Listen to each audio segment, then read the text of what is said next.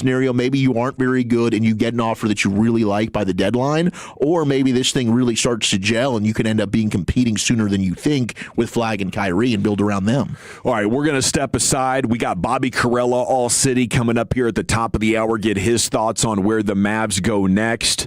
Wolchuk's going to tell you about Trajan Wealth here, and we're back with more sports content in the nation. All right, let's chat Trajan Wealth. That's Trajan. And hey, Eric and I...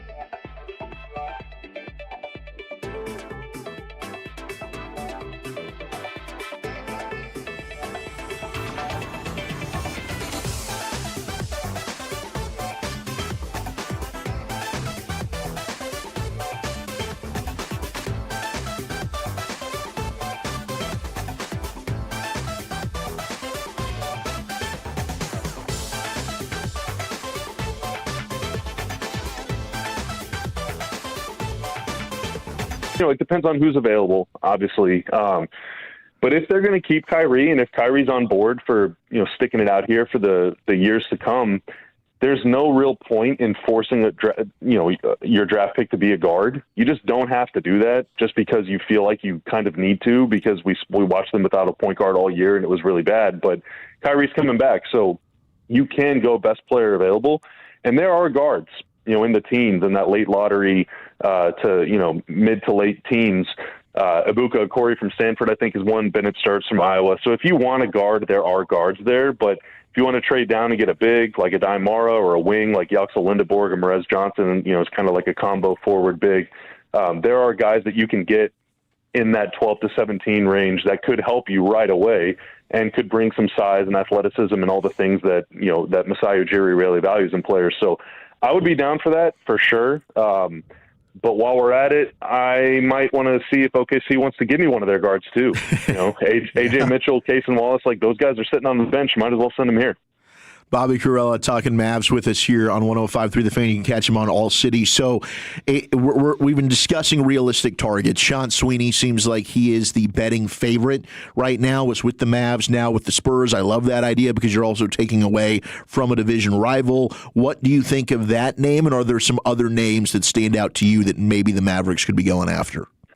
I would like Sean Sweeney. He's a really intense guy, grinds tape, absolute basketball junkie. He's like obsessed with basketball.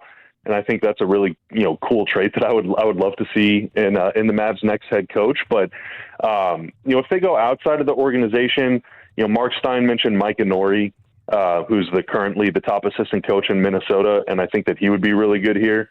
He's a pretty creative mind. He filled in as, kind of like long-term head coach last year because Chris Finch was dealing with some health stuff. So Mike Inori has been, he's run the team for a while.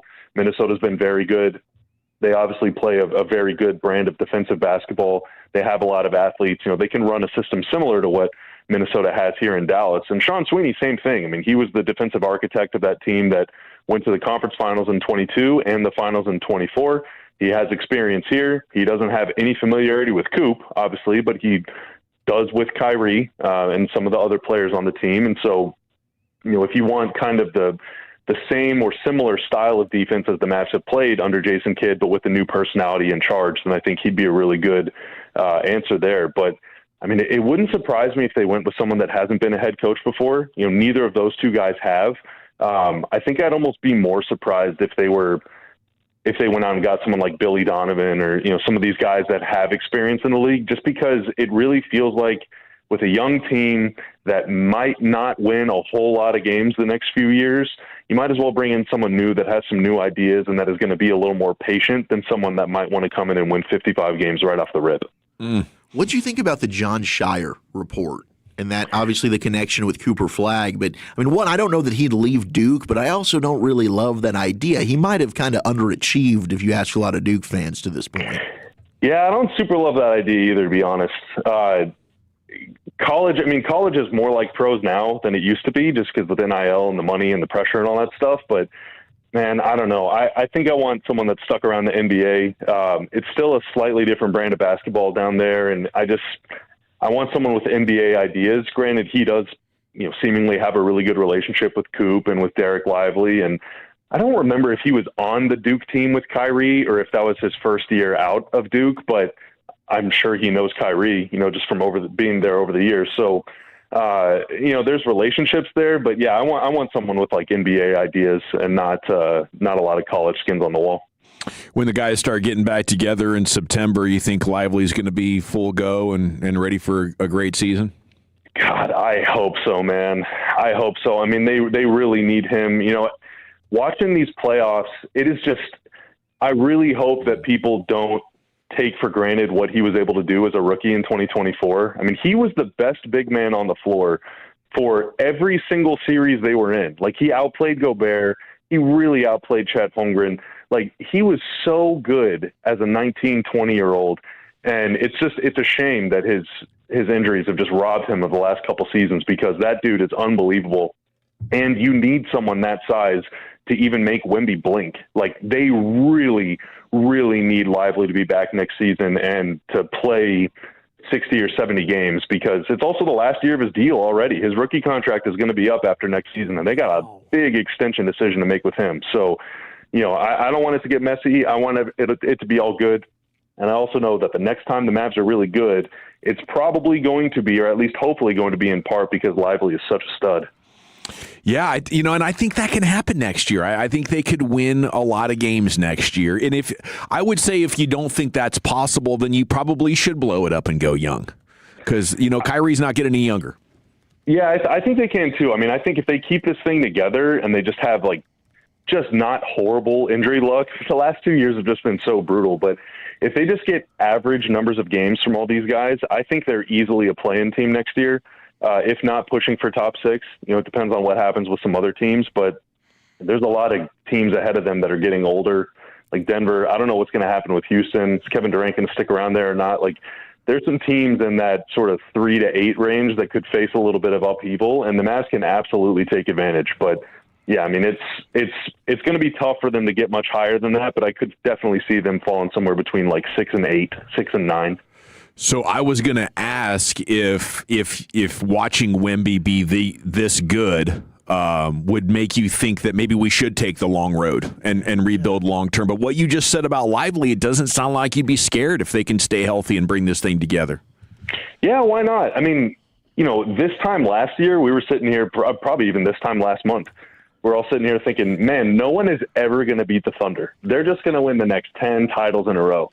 And then San Antonio comes along, and now you're thinking, okay, well, the Thunder, they don't even look that good anymore. And now they got all these payroll questions. And, I mean, things change so quickly in the NBA. And, Wemby and Castle and Dylan Harper are going to put the Spurs in the same exact situation 2 or 3 years from now. All of those guys are going to need to get paid. And when that happens, all of a sudden, Devin Vassell probably not going to be able to stick around anymore. De'Aaron Fox probably not going to be able to stick around anymore. And so, sure, the next couple of years are going to be really, really tough. But after that, who knows? Who knows what happens? And I would love for the Mavs to be well-positioned, maybe not to make an all-in trade for someone like Giannis right now or whatever, but in 2 or 3 seasons, the next time a superstar wants out, Coop's going to be 22, the Mavs are going to have 5 or 6 picks that they can offer, and all of a sudden it becomes a really, really attractive destination where if you go out and get that guy, yeah, you have a chance now to win the conference. And I think that's actually really possible. So I would just hate to root for a team that's like, let's take the next decade off because we're afraid of Wemby. No, go beat him. Go beat him. Would you be willing to give the 30th pick back to the Sixers, which was originally theirs, for Nick Nurse? No, I would never trade a first-round pick for a coach, ever. Great stuff, Bobby. I think congrats on getting a new coach in here. And on a more exciting and interesting offseason than we already had, man. I can't wait to read your thoughts and check out your stuff on All City. And thank you so much for joining us on The Fan. Thank you, guys. I really appreciate you. Salute. There he goes. Bobby Karalla, All City with you here in the G-Bag Nation on 105.3 The Fan. Let's come back and talk more sports. Recap how the Rangers won the series with the Rockies and some of the other talking points from Masai Ujiri, plus a snapshot of the day of Cowboys news here coming up next, The Fan. Our goal is to have you winning every sports debate with your buds. We'll do the homework. You just listen and enjoy. Turn it on and leave it on. The Fan and our Odyssey, iHeartRadio, or TuneIn apps. Hi, it's Eric Giafalo. Looking for a great deal to stay connected? Now for a limited time, new Verizon Mobile and Frontier Fiber customers can get Fiber 500 internet and a line of mobile for just $59.99 a month with autopay for 1 year. Get Fiber 500 internet for $19.99 a month and unlimited welcome for $40 a month plus taxes and fees with a new smartphone line. Visit a Verizon store today to learn more and switch. For new Frontier Fiber internet and Verizon Mobile customers in select areas, mobile and home discount enrollment required. Additional terms apply. In times of congestion, unlimited 5G and 4G LTE may be temporarily slower than other traffic. Domestic data roaming at 2G speeds. Injured in an accident? Call now! Oh, look, if you've been hurt, the last thing you need is another high-stress situation. At Branch & Dillon, our goal is to remove that stress and let you focus on recovery while we focus on protecting your interests. Established right here in Dallas-Fort Worth. When you work with us, you're a fellow Texan, not a number. No yelling, no gimmicks. Visit us at crashhelpfast.com. You focus on recovery. We'll handle the rest. crashhelpfast.com. At Genesis of Plano, part of the Huffines Auto family, we're committed to doing things the right way. With clear, upfront pricing, no unwanted dealer addendums, and over 100 years serving North Texas. Our vehicles are engineered to inspire exploration, pushing the boundaries of what luxury can be. And our dealership delivers an experience defined by comfort, intention, and elevated detail. Visit Genesis of Plano today and discover a higher standard of luxury, totally on your terms. An unexpected Mavs bombshell. Balls maxing? What are you seeing over there? No, this can't be real. Are you kidding me? What is it? What happened? Here, I just want to confirm that this is real. That is from the official Stein line. The Mavericks just announced they have mutually parted ways with Coach Jason Kidd. Breaking news and our immediate thoughts. Unbelievable, bro. They have mutually parted ways. They're going to be paying him quite a bit of money. When sports news breaks, you know where the best coverage is. Jason Kidd out as your head coach of the Dallas Mavericks. And that's why you turn it on and leave it on. The Fan.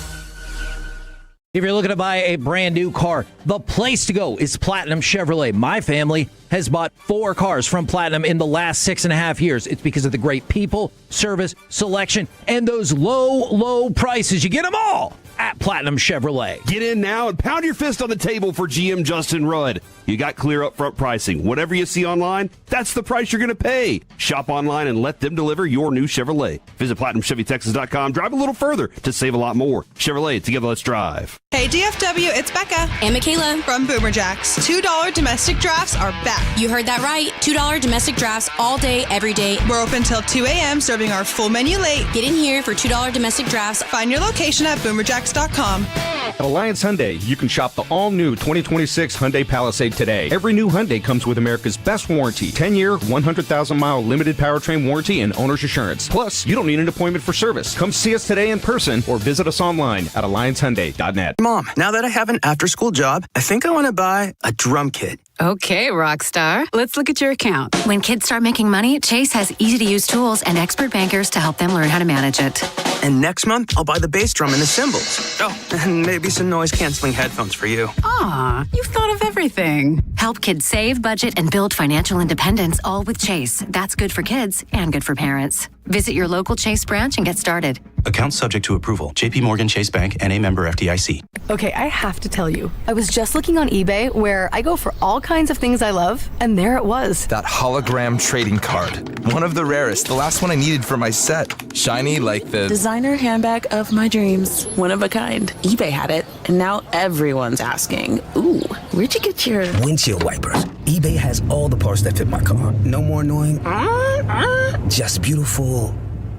Millions of finds, each with a story. eBay. Things people love. Don't miss the biggest wrestling event of the year. Real American Freestyle 09. Live at College Park Center on May 30th. Witness the debut of Gable Steveson and see stars like Kyle Snyder, Jason Knoll, Colby Covington, Marab Devalish-Billy, Armand Sarukian, and more. All in one place. Plus experience the RAF 09 fan zone before the matches begin. And attend a special RAF wrestling clinic the next day run by our RAF athletes. Get your tickets now at realamericanfreestyle.com. It's almost summer. Do you know what your electricity bill will be when it hits triple digits and the AC doesn't stop? The rate you're on really starts to matter. And if you don't know your rate, you're probably overpaying. Traditional providers quietly raise rates. It's the whole business model. Base Power is different. Our rates guaranteed below the Texas market average now and at every renewal. So switch before summer hits. We'll cover up to $150 of your cancellation fee. See what you save. BasePowerCompany.com/thefan. That's BasePowerCompany.com/thefan. Rain and thunderstorms tonight, overnight low of 66. Weather brought to you by Capital One. Capital One offers no fees or minimums on checking accounts. What's in your wallet? Terms apply. See CapitalOne.com/bank guide. Capital One N.A. member FDIC. This segment of the Fan is brought to you by Texas 811. Digging without contacting Texas 811 first could cost more than you think. Texas 811 helps avoid damages to underground utilities. It's the law. Visit Texas811.org for more. Safe digging starts with one simple step. All right, welcome back. It's the G-Bag Nation here on 105.3 The Fan. And segment's brought to you by the Frankels. Life's unpredictable. Accidents happen. If you or a loved one's injured in a car or truck wreck, call the Frankels first, 214 or 817-333-3333. Jump online at frankelfirm.com. You know, Matt Hicks gave player of the game in the postgame to Jacob Latz. who ended up getting the win, and Josh Young. He could have also given it to Jake Berger and Justin Foscue. This could have been a four-way tie for player of the game. It took everybody. We talked a couple of nights ago about how this week, with now Seager out and Wyatt Langford out, we needed role players to step up and maybe have some of their best weeks of the season. And at least for the last two nights, they did that, and they absolutely could have swept the Rockies, So hopefully this is a turning point. They're playing better. They're scoring more runs. I mean, that's quite a few runs. What are we looking at over the last 4 games? 29 runs? 29 runs in 7 games. Yeah. Okay. It's what I call a turning point, Wolchuk. Yeah, the offense is looking much better. I mean, I think that you're right about Berger when you include that defensive play. Yes. Because you would have lost. I mean, if he's not able to make that diving snag, that would have been 2 runs right there. He saves that off the board. So I think that that's a great point. And I did do some research on the win and a save, and I guess it's the win overrides the save. Okay. So you can't get both, according to the official rule book of MLB.com and their glossary rules. So that is unfortunate because I do think that would have been kind of cool. But the win supersedes the save in this case, so that's why you give Latz the win. But Jacob Latz has been brilliant. It should be dealer's choice at that point. Yeah, for him, does it end up being better? Might have incentives. Yeah, exactly, with the saves there. But you're right. I mean, Justin Foscue, if he can continue this, because I do think you're kind of open at second base. And I think him and Ezekiel Duran have made this really, really interesting. Whenever, God willing, Josh Smith is healthy, what do you do now? And that would be a great problem to have, because I do think for Josh Smith, he's had success in the big leagues being that utility role, playing off the bench. Whether you need a fill-in at shortstop, do I need him over at first base for an outing, third base, the outfield? He's basically been one of these guys that's a Swiss Army knife that you can play anywhere, and he's had success. He clearly was struggling to really grab a hold of that everyday second base spot prior to the injury and then prior now to this meningitis. But it's been great to see what Foscue and Ezekiel Duran have been doing. I think Duran's here to stay. I think Duran's real. Foscue, can you now extrapolate really a good series into this is legit now, and we can go ahead and expect this moving forward? And that's a great thought. I would not bet on that for either Duran or Foscue or Smith. I think what you got to do now is play the hot hand. And hopefully one of them is hot at any given time, but I wouldn't bet on it. If I could trade all 3 of them for a better second baseman, I would do that. You might be onto something, because I did see there was an article, I want to say it was The Athletic, who would be the most likely Ranger to be traded, and Foscue is a guy. Oh, really? That was listed, and maybe he is a player that gets hot here. Now he's young, so I think some Ranger fans might be driving around why the hell would you want to trade Justin Foscue? Yeah. But if you could get something for him in a package, because you really don't have a lot of AAA assets right now in the farm. A lot of your guys are at single A. Maybe they can move up to double A when we get closer to that deadline. But you're not moving on from some of the other options that you have right now, and your best ace in the hole isn't even playing right now because of the elbow surgery. That would be something if CY traded Foscue and he blew up and had a 3 or 4 year run. I don't know if fans could take it again after the Liam Hicks situation that's going on right now. I mean, and you've had a couple of these pitchers, and now Hicks, Reagans. And maybe you don't want to do that. But I'd say you've seen enough. This is Foscue's 3rd year in the bigs, and he's finally having a good week. If somebody was willing to say give you an outfielder with some pop, I'd take that gamble. I'm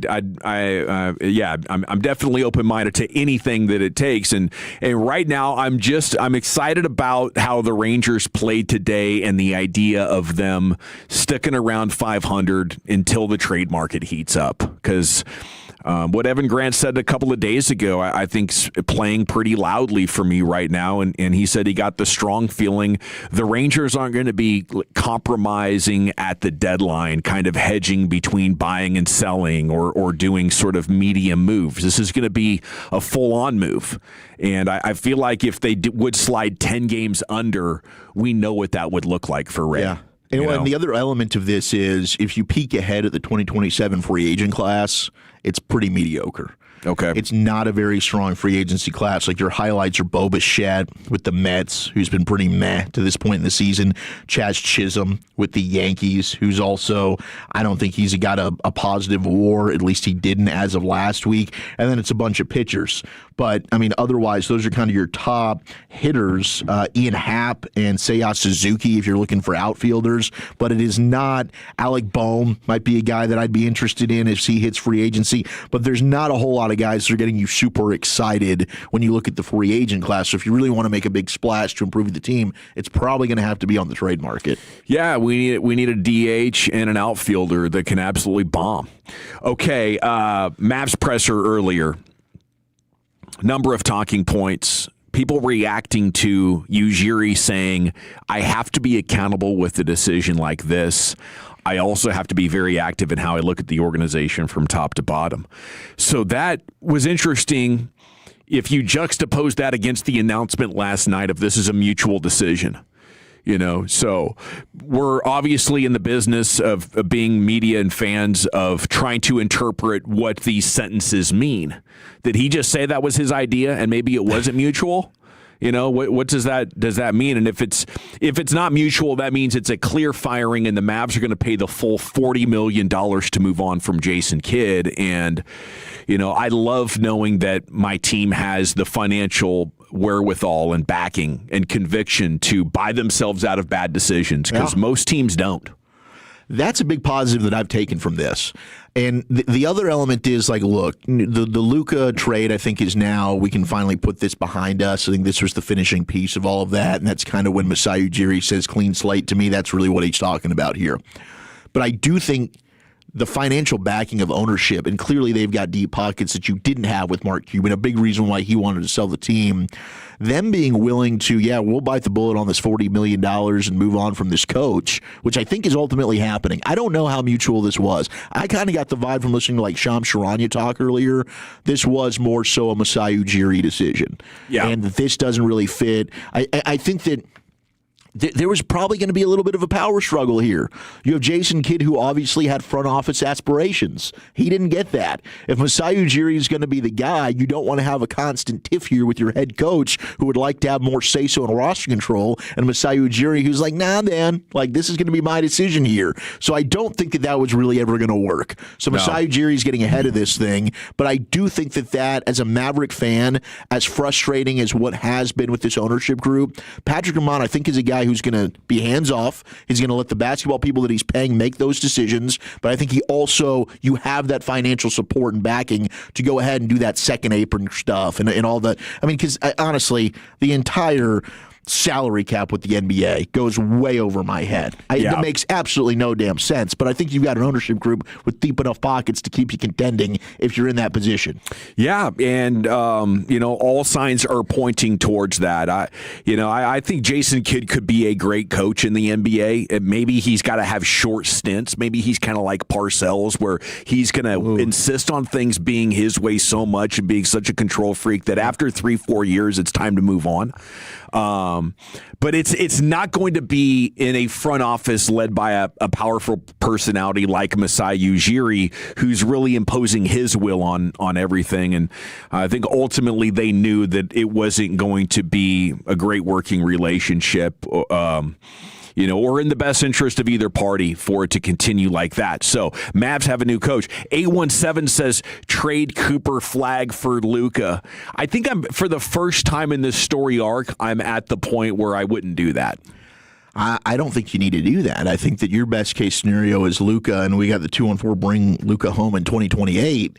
Yeah. I believe that could happen. And I believed it before really learning, because I didn't really want to believe that Jason Kidd had anything to do with the Luka trade. Now it's obvious that he did. And that sucks. But I think that's why you've seen Luka and him, when they've played, Luka wants nothing to do with Jason Kidd. And they're not having any interaction. So now I think, look, he's still got a home here. I mean, Jeannie Buss talked about it. His heart's been in Dallas. I think that could be a very real possibility. And your best chance to compete would be to keep Cooper Flag and add a Luka Doncic. It's not to move on from one or the other. Yeah. No, you're absolutely right. I mean, it makes it a lot more realistic, and if LeBron's going to move on or retire. And by that time, the Kyrie contract would probably be off your books.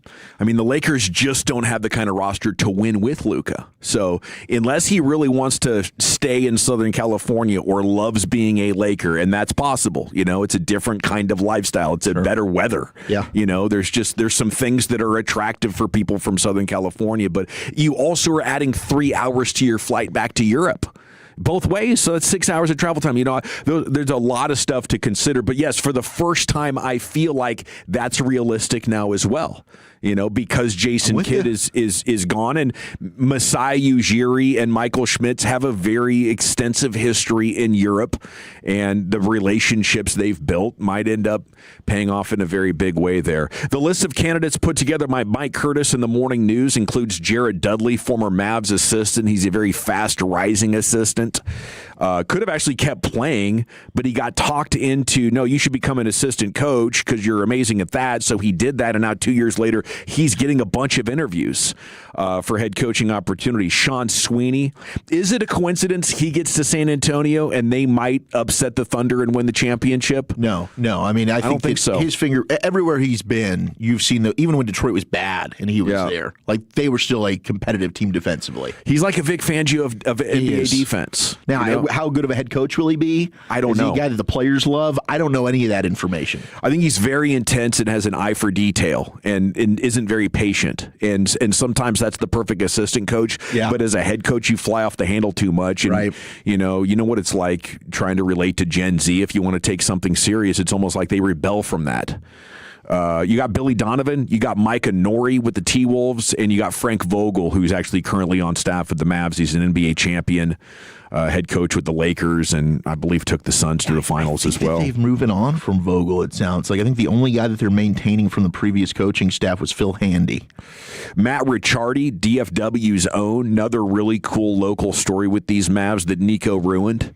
A couple years ago, he's living his dream life. He grows up in Plano. He's a basketball scout. Plano Senior High guy. He's an Wildcat. He's an assistant GM with the Mavs, working arm in arm with Michael Finley, supporting Nico.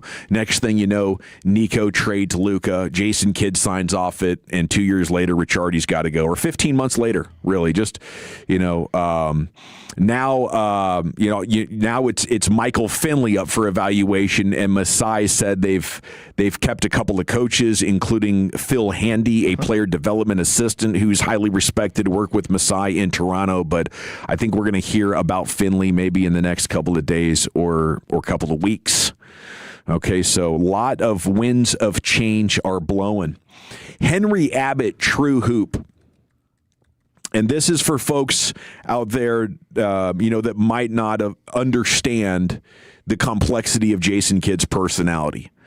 Henry Abbott had like the first great NBA blog in the 2000s. It was called True Hoop, and his report was really shocking because it's scorching.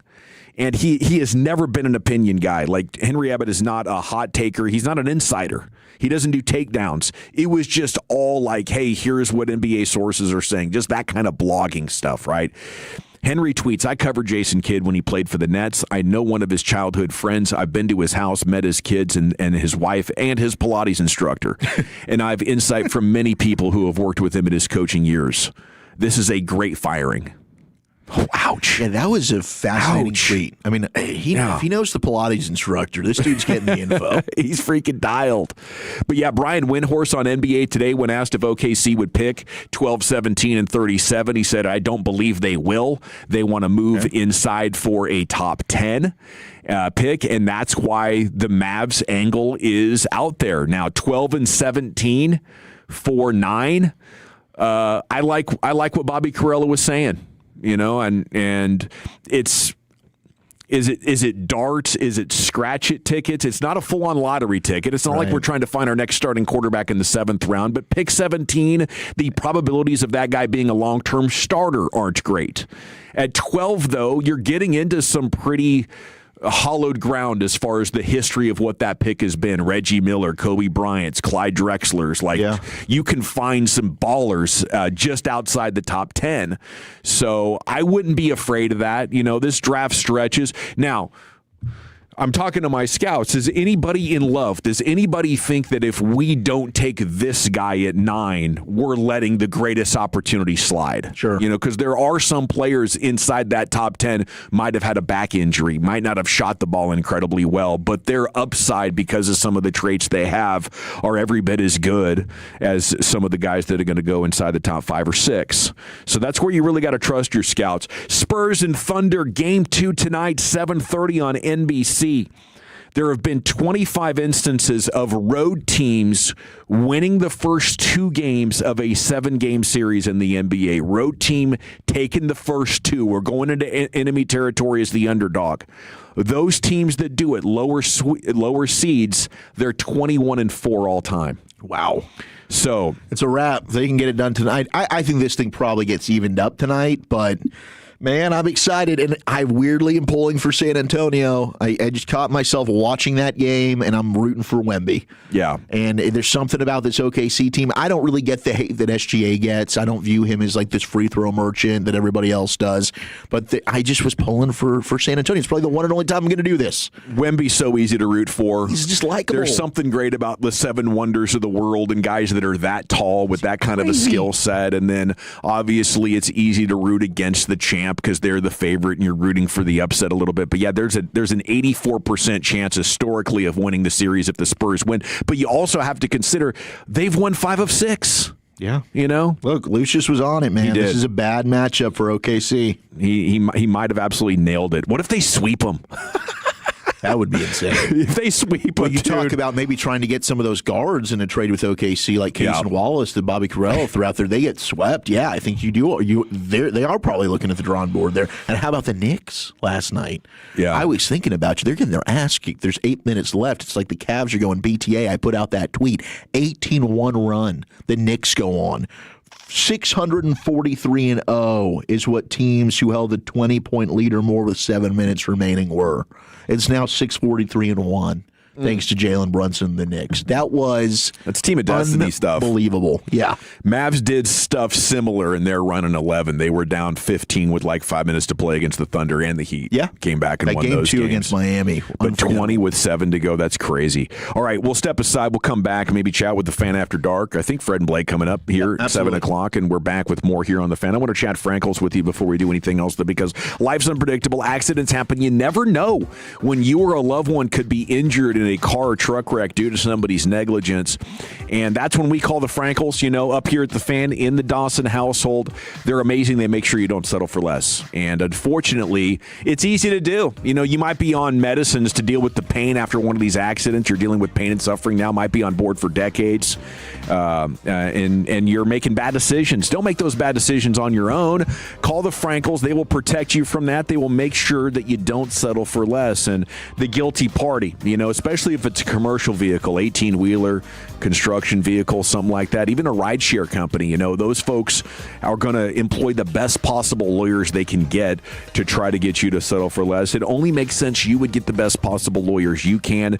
And for us here in North Texas, that's the Frankles. Their names command respect in North Texas courtrooms, and they're just one phone call away. 214 or 817, then nothing but threes, 333-3333. Go online, frankelfirm.com, principal office, Dallas, Texas. Coming up Thursday morning on Sean and RJ. Sean is back. Did he shed a tear at kindergarten graduation? Neighborhood watch of the commercial-free expressway at 7:40, and a recap of Game 2 Thunder Spurs. It's a Thursday morning on the Fan. Did you know you can get free electricity every night and help the planet? Call Green Mountain Energy at 1-866-GREEN-TX to get free nights of 100% wind energy for your home. That's 1-866-GREEN-TX. Green Mountain Energy, PUCT 10009. Kevin Hagelin here from my friends at Souza Clinic. I'm down 20 pounds already and love how they have helped me start to transform my body. They're an all-in-one program that combines natural weight loss, plus you get the same treatments that I do to target that deep, stubborn, dangerous belly fat. You also get the skin tightening. Clients can lose up to 20 pounds a month without the side effect of injections. Call today, 972-479-5187, or visit weightlossfortexas.com and start looking your best this summer with Souza Clinic. Hey everybody, it's Corey Majors, Tolos. When it comes to retirement, timing your Social Security can make a huge difference in how much you actually get. My good friend David Dustin, founder of MoneyWorks Group, helps people all over North Texas navigate the system so they don't leave money on the table. Right now, David's giving away a free copy of his Safe Money book to help you make more informed decisions. Visit moneyworksgroup.com for your copy or call 972-736-7373. David Dustin and MoneyWorks Group. Reinvent your tomorrow with confidence and guarantees. Sean and RJ here, and we can't wait to see you this Friday morning at Just Love Coffee. We'll be at their Arlington location location, 1300 South Bowen Road. Delicious coffee, scratch-made breakfast, and grab a Sean and RJ bag of coffee benefiting the Sandlot charity. This Friday morning, we'll see you at Just Love Coffee in Arlington with the Fan. Carpal tunnel syndrome, heart failure that doesn't improve with common medicines. These are some signs and symptoms associated with ATTR-CM, or the cardiomyopathy of ATTR amyloidosis, a serious heart condition with symptoms that get worse over time. Amvuttra, vutrisiran, is a prescription medicine given by a healthcare provider that treats ATTR-CM in adults to reduce heart-related death, hospital stays, and urgent visits. In a clinical study, Amvuttra was proven to help people live longer and have fewer heart-related hospital stays and urgent visits over 3 years compared to placebo. Amvuttra lowers the amount of vitamin A in your blood, which can affect vision. Other side effects include pain in the arms or legs, pain in the joints, and shortness of breath. These are not all the possible side effects of Amvuttra. For prescribing information, call 1-833-256-2748 or learn more at amvuttra.com. Ask your doctor about Amvuttra for ATTR-CM. Jim Follow here, Tolos, and I'm so fired up because CertaPro Painters just came into my home and gave me that brand new paint job, and I could not be happier. You can schedule your free estimate online at CertaPro.com. That's Certa with a C, and you can trust them to get the job done right. I know firsthand they take pride in what they do, and the process is worry-free. Free estimates, reliable communication, and professional painting, all at the right price, and that's what I'm about. So schedule your free estimate online at CertaPro.com. That's Certa with a C, CertaPro.com. Each CertaPro Painters business is independently owned and operated. Academy Sports and Outdoors doesn't sell meat. We do sell the things that make meat meat. Grills that make steak sizzle, smokers that melt brisket, and chairs that make you say, let's sit and eat meat. But that meat didn't come from us. The shade you're under, spice you're tasting, and American flag shirt you're wearing, that's us. Cherry wood and charcoal, yes. Corned beef, no. Corn whole, yes. Canopies, yep. Canapes, I don't know what that is. Meat, no. Everything but the meat, yes. Academy, fun can't lose. Finding great candidates to hire can be like, well, trying to find a needle in a haystack, but not with ZipRecruiter. Its powerful technology actively finds and invites qualified candidates to apply to your job. So while other companies might deliver a lot of hay, ZipRecruiter finds you the needle in the haystack. See why 4 out of 5 employers who post a job on ZipRecruiter get a quality candidate within the first day. Try ZipRecruiter for free at ZipRecruiter.com/team. That's ZipRecruiter.com/team. ZipRecruiter. I need a little range. Step to the range. There's a new flavor in town, the Jalapeno Ranch Club at Chick-fil-A. With that juicy Chick-fil-A original spicy or grilled chicken, a buttermilk ranch bun, candied bacon, pepper jack cheese, and jalapeno ranch sauce. It's got big ranch vibes with a little heat.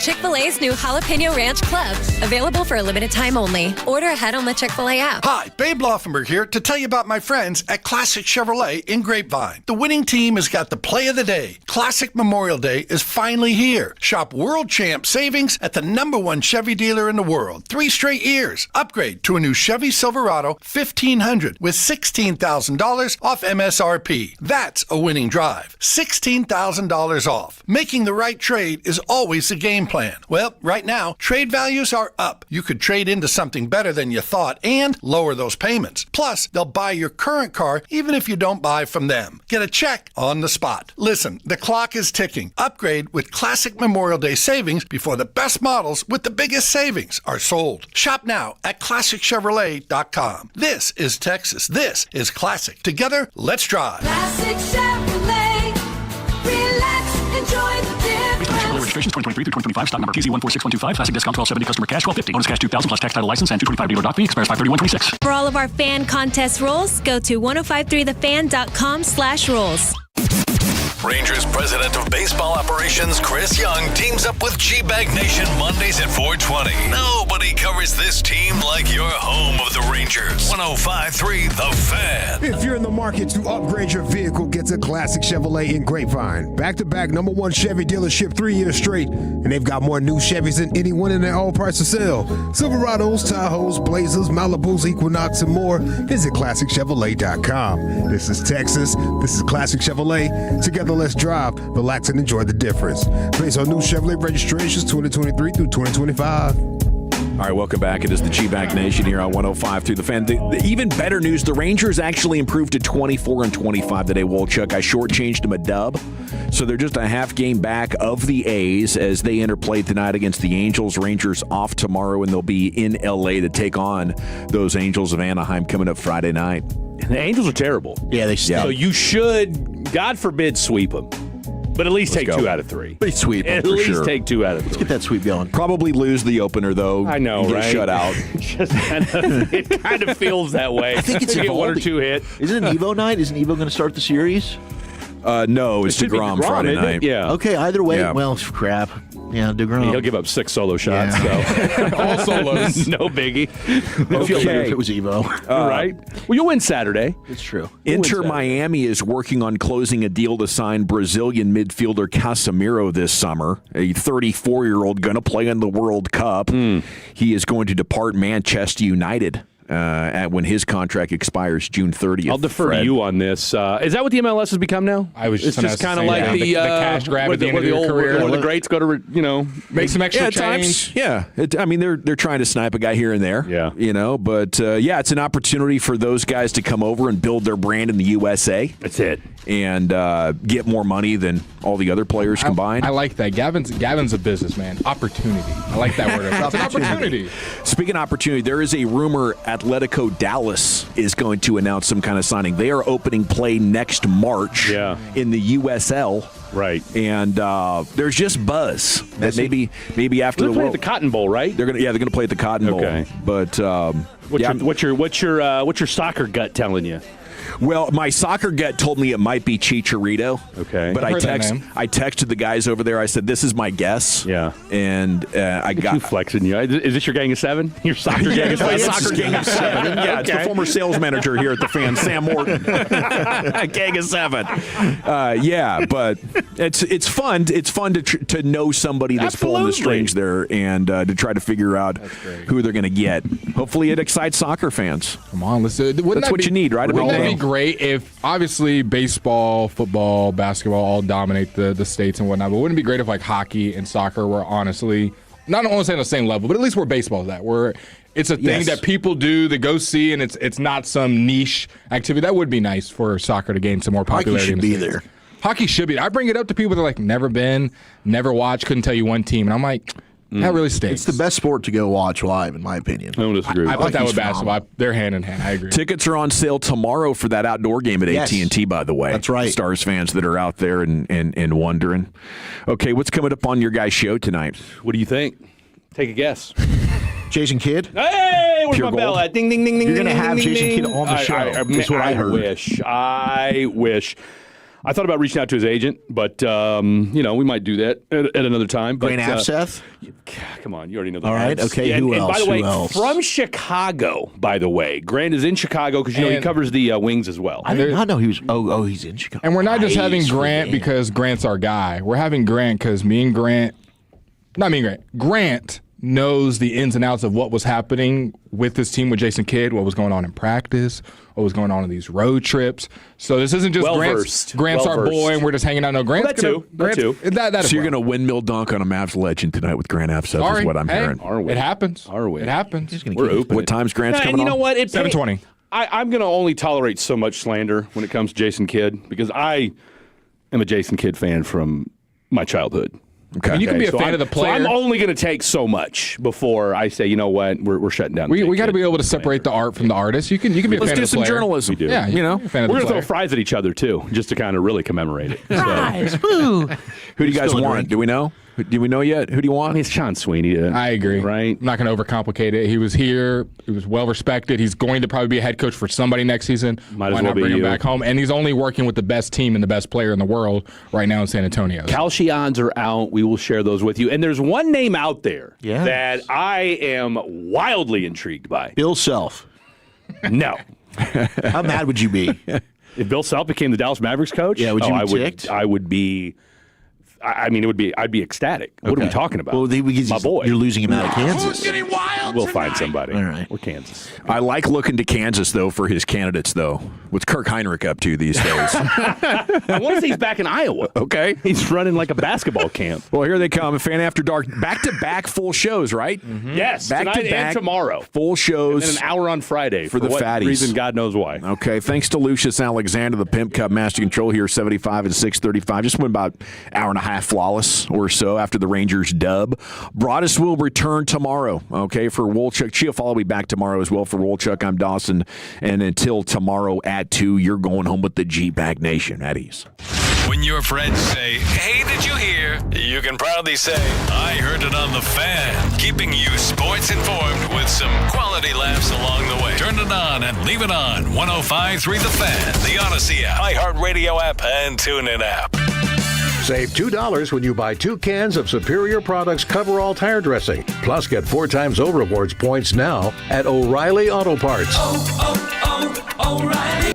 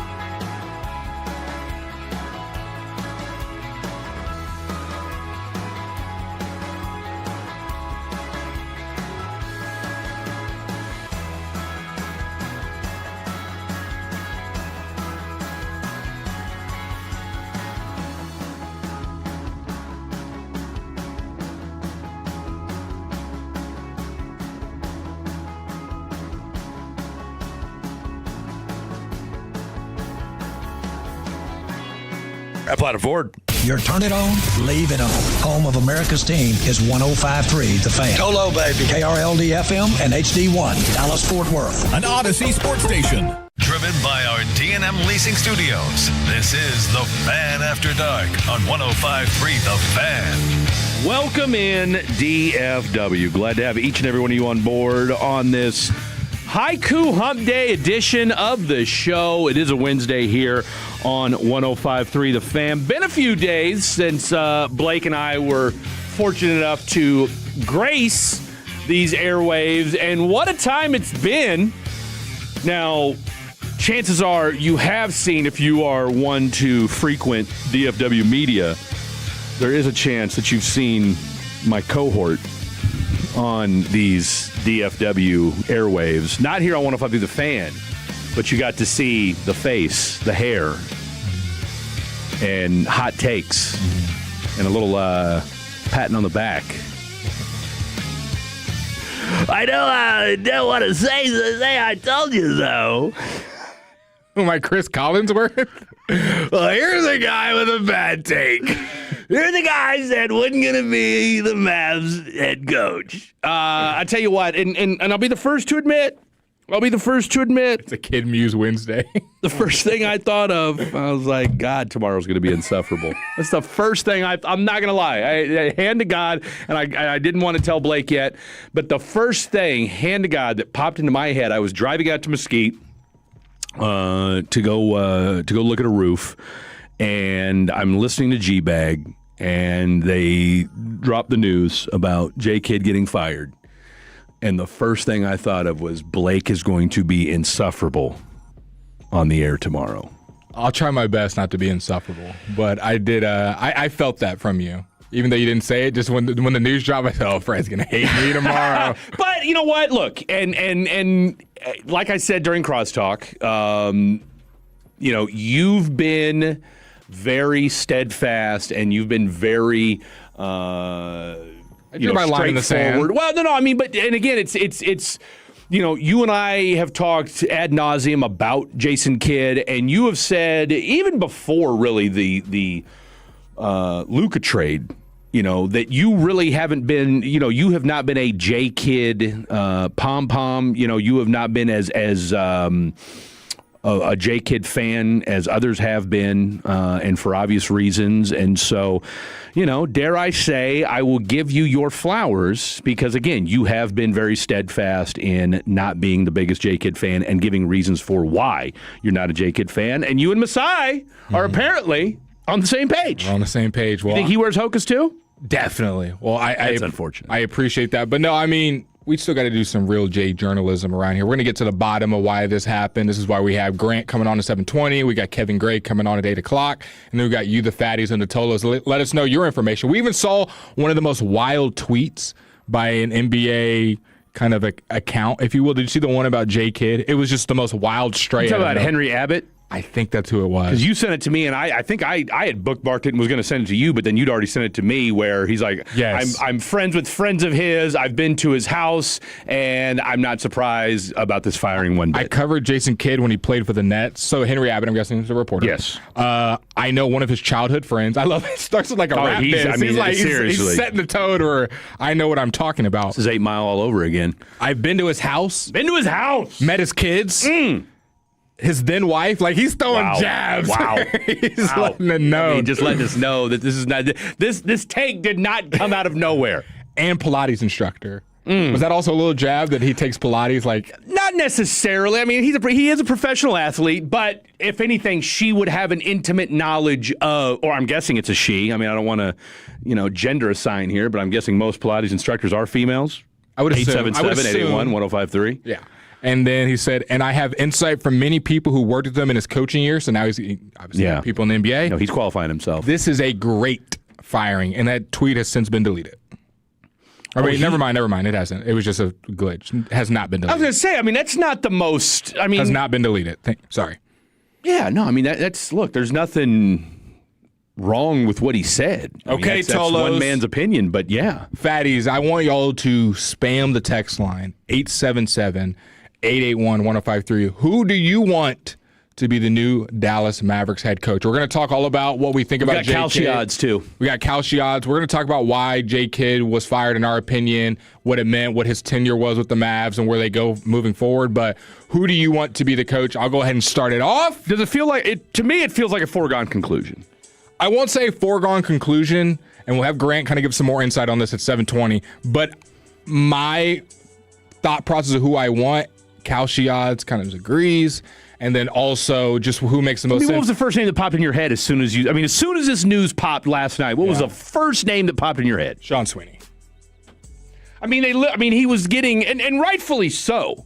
Monday night, you couldn't help but watch that game and see what an integral part he is to what the Spurs are doing. And shout out to the broadcast that makes note of it, because we know it, because we cover it. I'll tell you what, Jamal Crawford and Reggie Miller do an incredible I'm just job. glad they highlighted that for, I don't want to be disrespectful and say casual, just really most viewers. Most people don't know who Sean Sweeney is. I'd say 90% of people who watch the NBA have no idea who he is.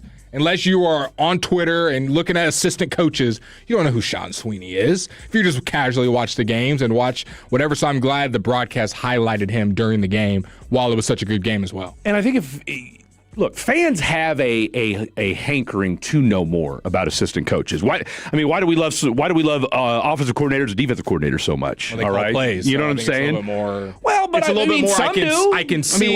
Clayton Adams gets a lot of love. The Chiefs OC gets a lot of love. The Rams OCs get a lot of love. But who's the Rams OC right now?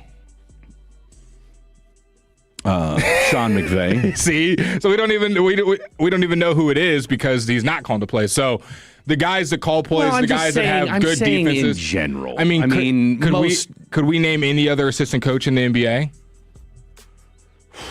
Well, other that aren't just former head coaches, like a Doc. Players. You can never go wrong with just mentioning players. Yeah, but I'm saying football is probably the only sport where we care about assistant coaches because they play such a hand.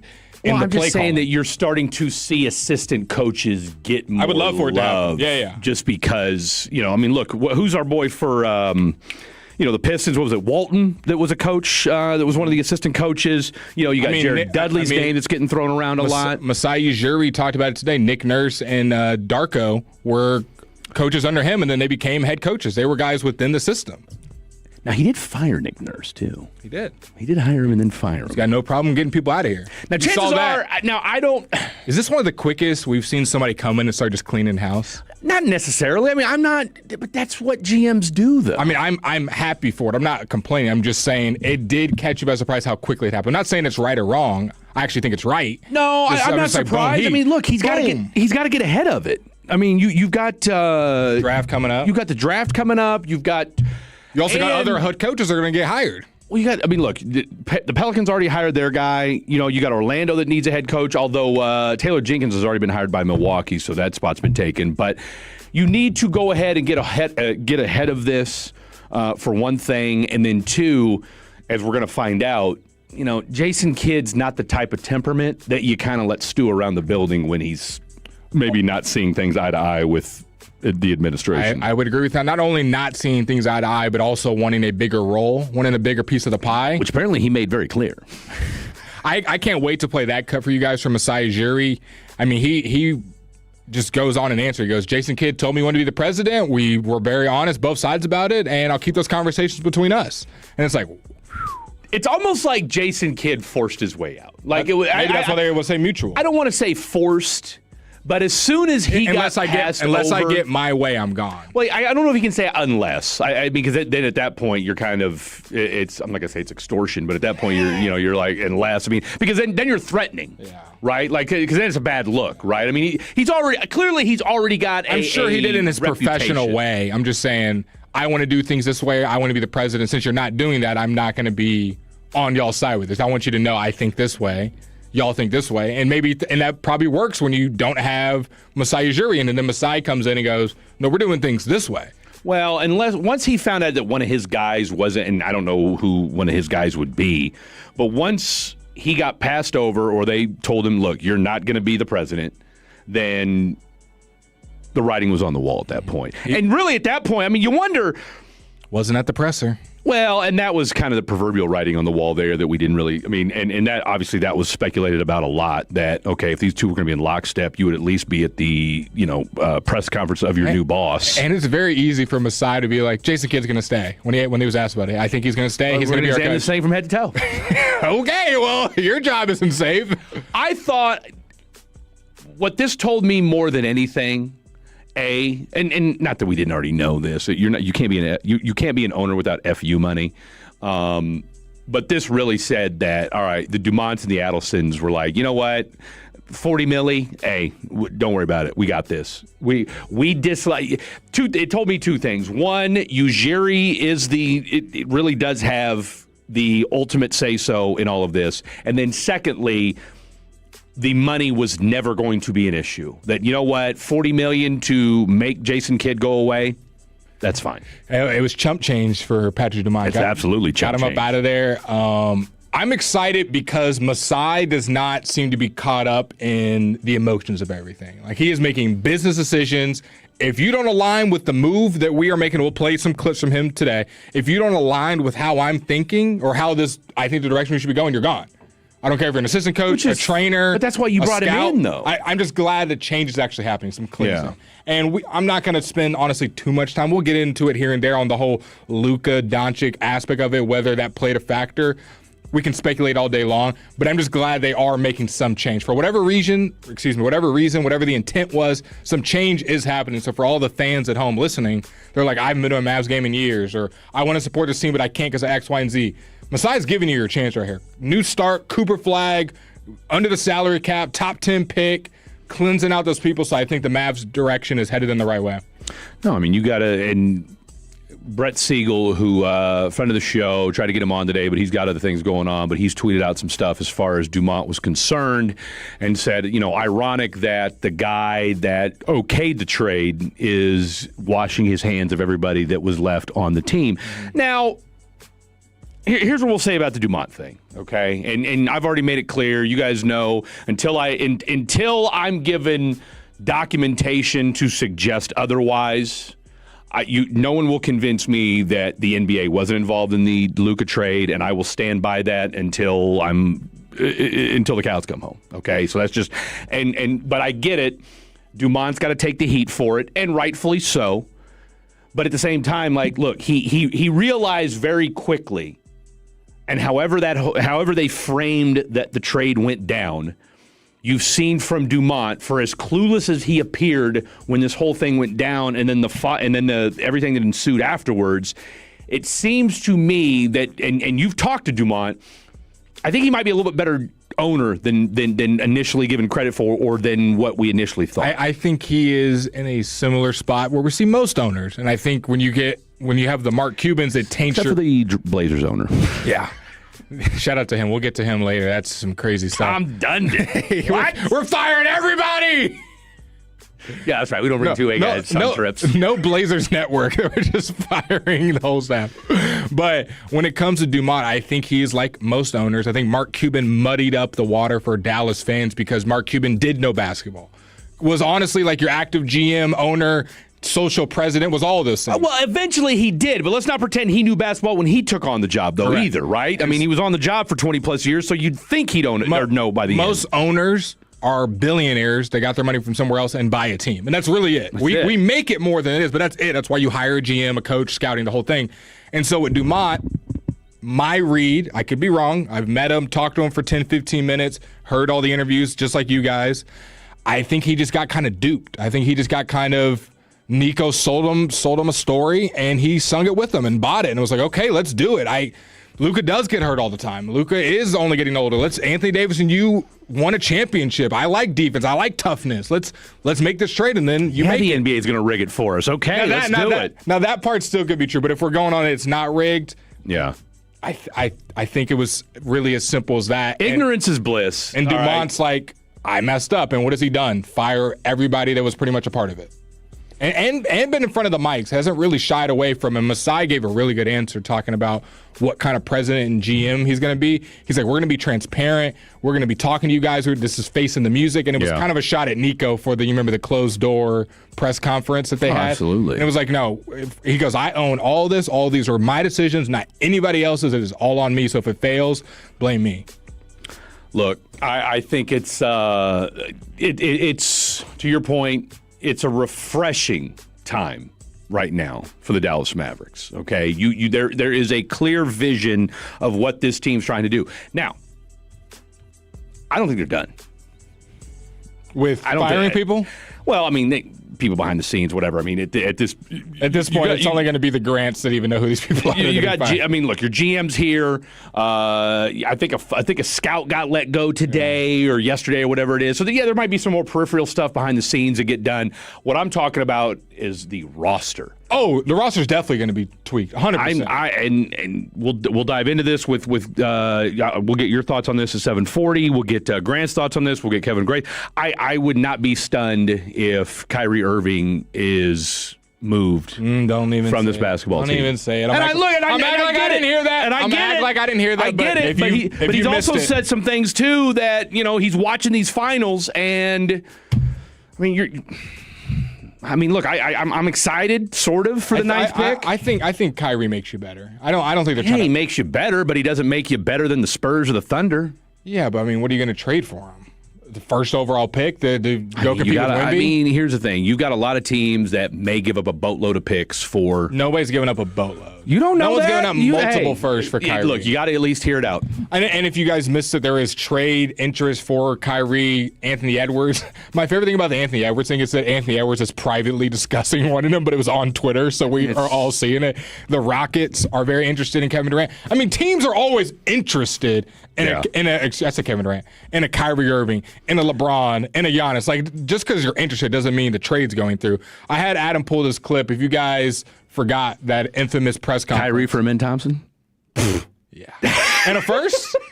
I mean, I think you can do it straight up. I love Kyrie. I wouldn't really want him traded for many players, but Amin is somebody who's 21, 22, and if he develops a jump shot, could be develop a shot, and he could be fantastic. Seriously. That infamous press conference with Nico when he was letting us know that defense wins championships, trust the vision. This was one of my favorite quotes talking about him and Jason Kidd, and it's just funny to look back at it now. Win now and win in the future. And the future to me is 3-4 years from now. The future 10 years from now, I don't know. I don't think they probably bury me and Jay Button or we bury ourselves. Yes. Jay Kidd is ready to slap the you-know-what at him. Boy, you're talking way too much. Got nothing to do with me. And didn't even last 3-4 years, Fred. No, nobody did. Anthony Nobody Davis. did. Nobody did. I mean, Kyrie and did I'm it trying even to last think, 365? We'll hear from Sean. We'll hear from Shams. I think it did last right at 360. I mean, just a shade over it. I mean, if we're being honest about it. But all right, tell you what. Let's go to break. We've got Grant Asith coming up next, friend of the show, and of course, no better Mavs insider than Grant Asith. We're going to have him join us next. We'll dive more into what you guys have to say about it at 7:40, and then of course, Mr. Kevin Gray himself will join us at 8 o'clock. Lots more to get to. Don't go anywhere. By the way, Black Adam.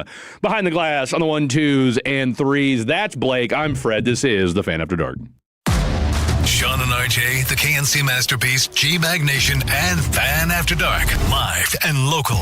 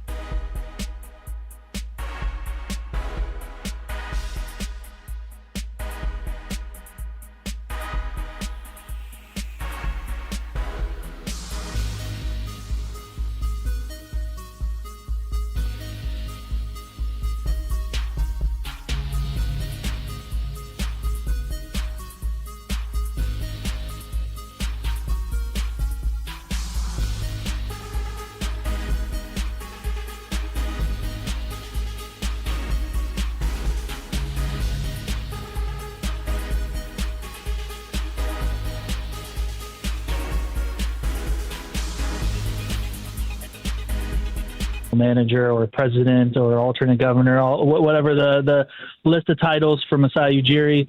That is something that you definitely take note of. And yeah, just based off the trajectory of wanting a front office job, not getting a front office job, that just doesn't seem like that amounts to being a good long-term fit. Do you think Jason Kidd will go on to coach somewhere else? Do you think he's still in the president GM mindset?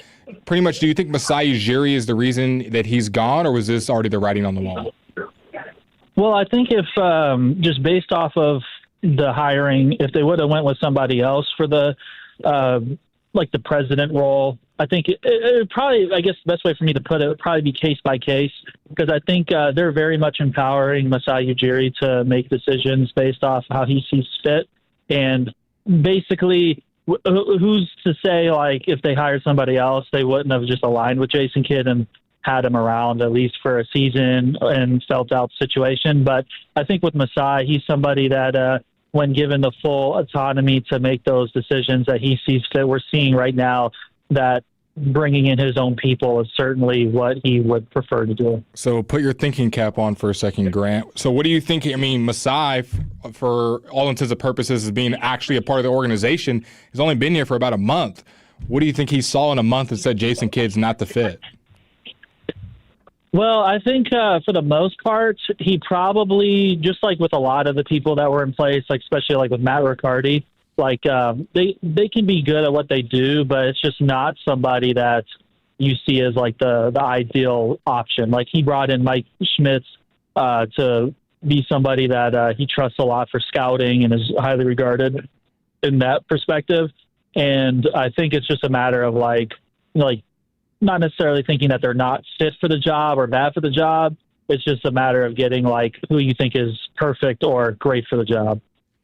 Now, Grant, I know you're covering the Wings right now, and we will throw in a Wings question here in just a little bit. But now that it feels like this overhaul has been complete, as somebody who's been covering this team now for a couple of years, few years at least on your end, and then, of course, being a part of the entire Luka situation, the Nico firing, and now this, kind of how does it feel as part of this Mavericks franchise right now that we're fresh off of all these removals? Yeah, I think for the most part, it's kind of as Masai put it, like definitely a clean slate. I think just going into last season with Nico still in place, and then various people that are involved with the Luka trade situation, you could just see based off the fan reaction that just was never going to be acceptable for people. And I think you could see that as well with Jason. For example, like you talked about the time that I've covered this team. He talked for the first time I've ever seen him talk at a shoot-around to say he wasn't part of the trade late in the regular season. And that's just kind of not really a good indication of where you think the fan sentiment's going. It almost felt like there was a little bit of a thought of potentially like, hey, they went fire Nico in the AAC. I don't want them to turn on me and go fire Kidd. I got to get ahead of this. Once there was mention from Mark Cuban about his involvement in the trade, and then, other comments, and reporting about his involvement as well. So it just seems like that with the team likely being long-term focused, of course, like building around a 19-year-old, they're not going to win a lot of games most likely for the foreseeable future. And fans can basically spill their own entertainment in that, where it's like, okay, maybe the coach isn't the right for the job. And he was part of the Luka trade, so let's just start chanting "Fire Kidd." Like I think that's just probably where it could have gone if he would have stayed with the team while they're trying to get a clean slate. The pros and the cons. What would you make of Jason Kidd's tenure in the Dallas Mavericks for people who haven't paid attention to a single thing other than Luka getting traded? Yeah, I think starting with the pros, I think the Stars had great relationships with him. I don't think you can necessarily say that lasted, of course, with the guy who wore number 77 that didn't talk to him ever again after. So maybe not all relationships are meant to live forever, I guess. But he got, while Luka was a part of the team, he had the respect of him, Kyrie Irving. And, I think when you have the talent in place to kind of plug and play, to an extent, you can go far with the respect of those players, and they did. They went to NBA Finals, of course, before Kyrie, Western Conference Finals with Jalen Brunson in his place. He empowered Jalen Brunson as well to take on more responsibility. That paid off for the New York Knicks. I mean, a little bit for the Mavs, of course, to make a conference finals because he was a big part of that. But more so, getting him ready for his spotlight with the New York Knicks. Unfortunately, with how the contract situation played out. But I think the drawbacks. I think there were some limitations in terms of the schematics and just kind of the day-to-day stuff. Like there was some lack of alignment with Nico Harrison at times. Like it just felt like there was almost like a weird, like little personnel wars at times. Like Christian Wood was brought in and it's like his minutes got cut after the trade deadline and just seemed like they were never on the same page. And but Nico wanted him, Kidd didn't, and things of that nature. And Quentin Grimes as well. Just players like that, I feel like. So it wasn't like perfect in terms of personnel management and getting those relationships. But I guess just to sum it up, I think he did a good job of having a strong coaching staff in place. I thought Sean Sweeney did a fantastic job in Dallas, and he was a big part of their finals run and just their runs in general. And I think he let the assistants kind of rock out, if you will, doing what they do best. And, I think that's something that deserves credit. So really, Jay Kidd coaches like he played. As far as being a point guard. Like, look, I'll distribute and I'm going to let other people do what they do. But when you say from the day-to-day stuff, like, unless it was a game, he maybe wasn't the best, as you alluded to, schematics. And that's something that Blake and I talked about. Look, nobody was ever going to get Jay Kidd confused for being an X and O's, tactician type of dude, right? And it just felt like, okay, because when we look at his tenure, guys did play hard for him. So what do you think the ultimate disconnect was as to why Jay Kidd, and again, stuff that, we've talked about and heard and what have you, and you've seen, what was it about the behind the scenes? It was below him or ultimately he's just indifferent because that's just kind of his personality? Well, I think in general, just in terms of like his style, I think he's someone that I guess kind of had some of the similar people with him stop to stop. Like I think he had built a lot of trust with someone like Sean that we were talking about earlier. He was with him on multiple teams. So I think for him, it's like, I guess you look at the workflow of like a normal NBA coaching staff, like certain people are put up to be in charge of the offense for a season. Some are in charge of the defense and some just day by day in charge of the scout as well. So I think the delegation was definitely something that I think, worked until this season. Like they had the 30th ranked offense with Jay Triano implementing what they were trying to implement with like Anthony Davis as a hub and all that stuff. And I think that's basically to tell you that there's pros and cons. Like you can, when you have Luka Doncic and you can plug and play, and he's making a ton of high-level reads, and you have Sean Sweeney orchestrating defense. That's great. Yeah. And works out. But when you have a team where the star wants to play a certain way, like Anthony Davis, and it's not working, and you have an assistant who's schematically not going to overcompensate for that, then you end up in a situation where we were talking in camp about how, they're going to be the best defense. Well, not us, but, that they were. Where they're going to be the best defense. And then, we have all these threats and all this stuff. And when Kyrie gets back, we'll be, rolling. But they were just so bad with the lack of shooting and just Anthony Davis as that hub that they were like legitimately by far the worst offense with Cooper Flagg and Anthony Davis, despite having them for like a month and a half into last season. It was so like, that's to tell you that like, delegation's only as good as the people you have around you, and that was a live or die by the delegation. Two-parter. First part, where do you see Jason Kidd as most likely landing spots, and then who do you see as the next Dallas Mavericks head coach? What are some names that you're thinking, hearing, believing? Well, I think for the most part, we knew obviously New York was interested in Jay Kidd, and they have Mike Brown. They made a conference finals. It's hard to envision that being an opening for him. At this stage, I think there's some openings around the league. I know Portland, he has a relationship with the owner there, and just, I don't know if this was kind of playing the long game or just truly organic, but he was really, really complimentary of Tom Dundon, if I remember that being his name. in pregame late last season in Portland when we were there, Really? and spoke really highly of their roster that they put together. And their owner is Dallas-based or from Texas. Or I'm not an expert, as you could tell, on Blazers ownership, other than seeing articles that he's cheap and people are pissed off. No, he is a DFW guy too, though. Yeah, there you go, the DFW guy. So I know they have a relationship, so that could be one. Orlando has a vacancy, Chicago, but I'm just not necessarily sure on those. I know Billy Donovan wants the Orlando job. Not sure what direction they're going to go, but he seems to be the front runner. So I feel like Portland would probably be his best immediate option if he jumps in. But also, plus Dallas would pay a lot of his salary. Because wouldn't Dallas still pay a lot of his salary too, which would dovetail beautifully with Tom Dundon, who's basically made it sound like I'm going to pay bare minimum for whoever I get. So he could get J. Kidd, where Dallas would pretty much be footing most of the bill for the next 4 years. Yeah, I think so. But I also wonder if perhaps maybe he'd be interested in trying to work his way into the front office in Portland or something like that, because it seems like that's a job that he wanted. So maybe that's just something to keep an eye on. Maybe it's nothing as well. Like maybe he's just like, I like the guy, but I wouldn't work for him. Like that sort of thing. Big fan.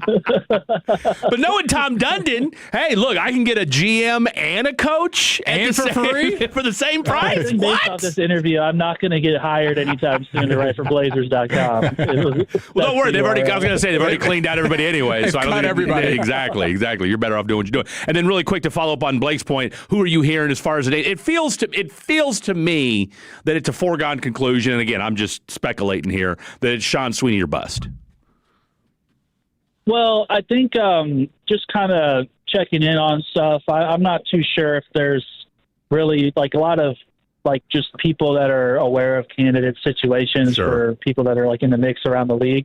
It doesn't really sound like there's been like this great groundwork put in yet by Dallas. So I don't think other people, like the market, I don't think has a feel for what Dallas is doing yet.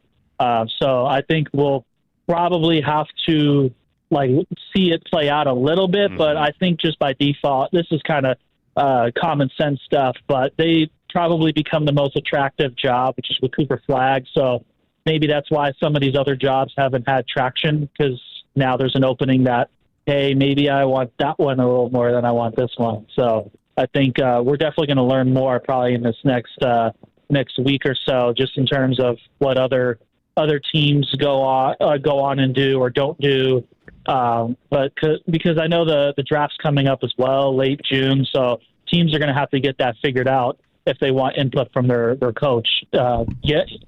Shocking concept. You have to have a coach to get input from the coach. So that's the timeline that we're coming up on. Kyrie Irving, we hear a lot of talks about teams being interested. What are your thoughts? Yeah, I think if that was a route that he wanted to go in terms of like just going to a contender, I think there would be teams that would have interest. I think, I know people have talked about like Detroit as an idea. I think in the past, Houston was an idea that people thought was interesting, but they seem like a little bit of a mess. I know they love Fred VanVleet as well. So I don't know if that's necessarily the route they want to go, letting him recover from an ACL and then just to trade him. That just seems like that would be kind of weird business to do. But also we're talking about a team that traded Luka Doncic earlier in this phone call too. So there's a lot of weird business that happens sometimes, but yeah, for sure. But I think it's tough because he's got a great contract in terms of just the production. I know he didn't play last year with the ACL, but like being under $40 million is like a really like workable trade salary matching number. So I think there can be teams that could put together like 2 or 3 players without being like, oh my God, we're just in like salary cap hell if we trade for Kyrie Irving. But I think there'll be some options if he wants to go that route. If you had to guess on the Mavs side of things, though, they're not trying to offload him. You don't think like unless you get the perfect deal.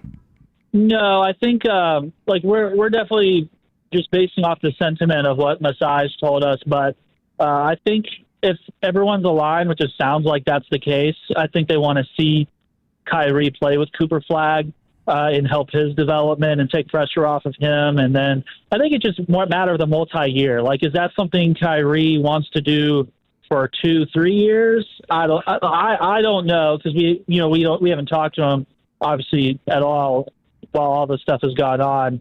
So I wouldn't want to like assume like kind of his intentions. But that's probably the main question that you're probably looking at, because he's coming off the ACL.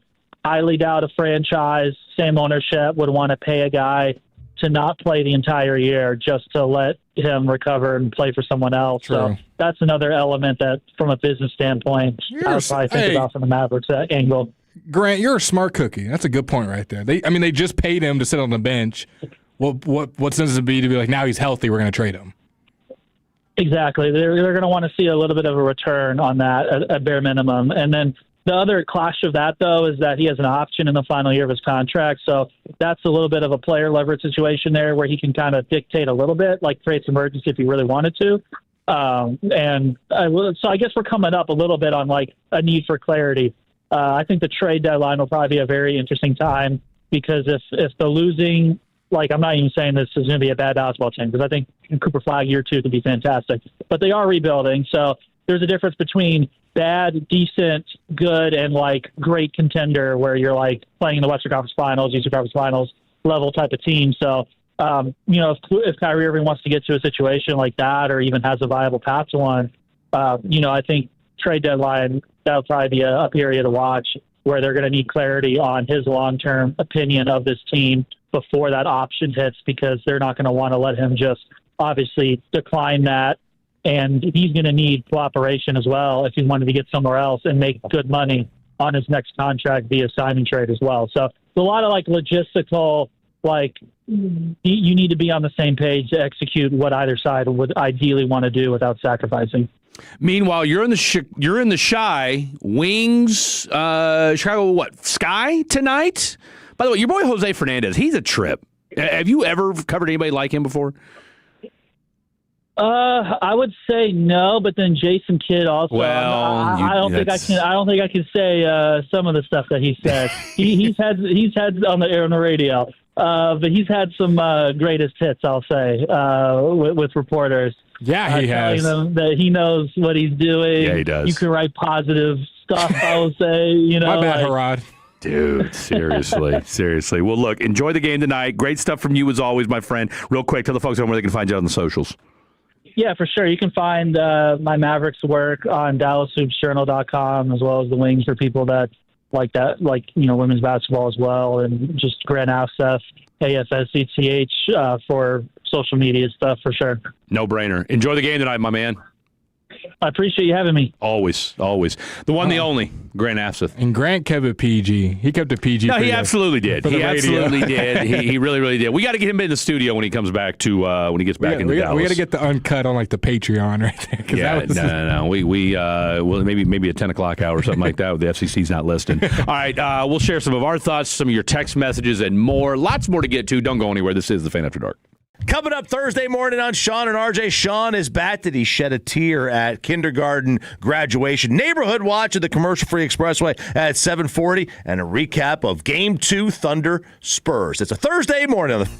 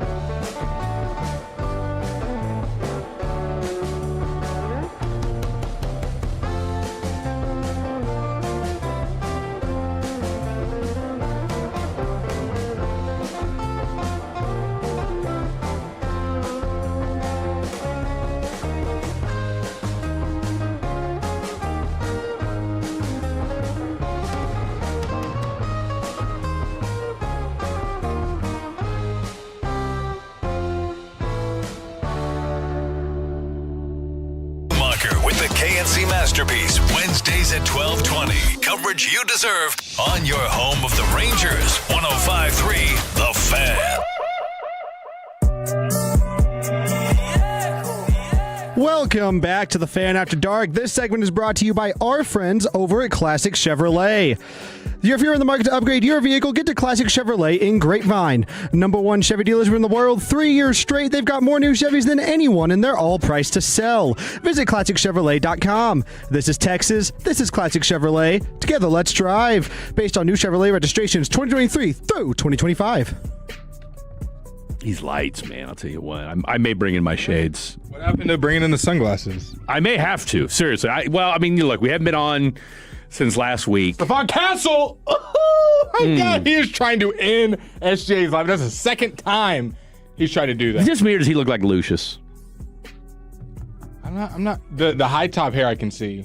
He kind of looks like Lucius to me. From the 972, hell yeah, that new Drake album is fire. That's the beat that's playing right now. Little Iceman. Okay, 214. You clearly didn't hear what I said. You clearly didn't hear what I said. I did giggle, though. It's kind of funny. I said, it feels. Feelings are not facts. I said, it feels to me like it's a foregone conclusion, but I'm speculating here that Sean Sweeney is the leader in the clubhouse or the next head coach for your Dallas Mavericks. Which is it? Well, again, as I said 214, I said it feels. So maybe I'm talking out of both sides of my ass here, but yes, it's not a fact. We don't know yet. And as Grant let us all know, that it's still so early in the process. Plus, we just don't know what direction Masai is going to go in. Plus, I don't know what kind of connection he has with Sean Sweeney, if any at all. Now, we know that Sean Sweeney's got a connection with the Dallas Mavericks as a franchise, but now that Masai is the leader in the clubhouse as far as, making all basketball decisions, I mean, Sean Sweeney's going to, my guess is Sean Sweeney's going to be a head coach. Yes. Somewhere, and hopefully Dallas. Can I read the notes I got from the presser, and you can just interrupt me whenever you'd like? Go for it. So this is what I got from the press conference. Masai said they are going to start a comprehensive search. So, AKA, they fired him without anyone else being immediately ready. So they were more worried about getting J-Kid out of there rather than getting someone specific in here. I'm not 100%. They've got a list of guys that they have. They've got a short list. I would agree. Probably somebody. I mean, Masai's not. He ain't going at this blind. Yeah. Okay. I said, I sent this to Fred. I don't know if you read it, but every chance he gets, he talks about building around Cooper Flagg. Like, he makes that a huge emphasis. Almost on every answer. Cooper Flagg, 19-year-old superstar. It is his team. Doesn't shy away from him being the face of the franchise. Usually mentions Kyrie Irving right after. I said, just could be me reading too deep into it, but he says that Coop, Kyrie, and the young players never really mentions the veterans, so it feels like the Chris Middletons and Klay Thompsons, their days are numbered. Your thoughts? I mean, well, Chris Middleton doesn't have a contract with them anyway. Yeah, he does. I'm saying as far as bringing him back. Well, yeah, I mean, there'd be no reason to. Klay... Gafford, I think you can kind of throw those veteran, not young guys. Maybe even PJ. I think everybody not named Cooper Flagg is tradable on the block. Shout out Najee Marshall. It's a J-Kid reference if you guys don't remember. We want him here. But just telling you, he could be gone. He could. Maybe it'll be me, though. See, that's what he gets for trying to wish my boy Najee out of here. You know what? J-Kid is laughing all the way to the bank. Yeah. $40 million? You going to let me go? All right, whatever. I'm fine. I said this. We kind of already touched on this quickly. I said he fired J-Kid and a lot of the staff a month into being here, which tells me this was Dumont not being happy and asking Masai to come in and fix the mess that has had and gave him the green light. They're trying to act fast so they are not late to the coach hiring process. I agree with that. Okay. I mean, you had to be.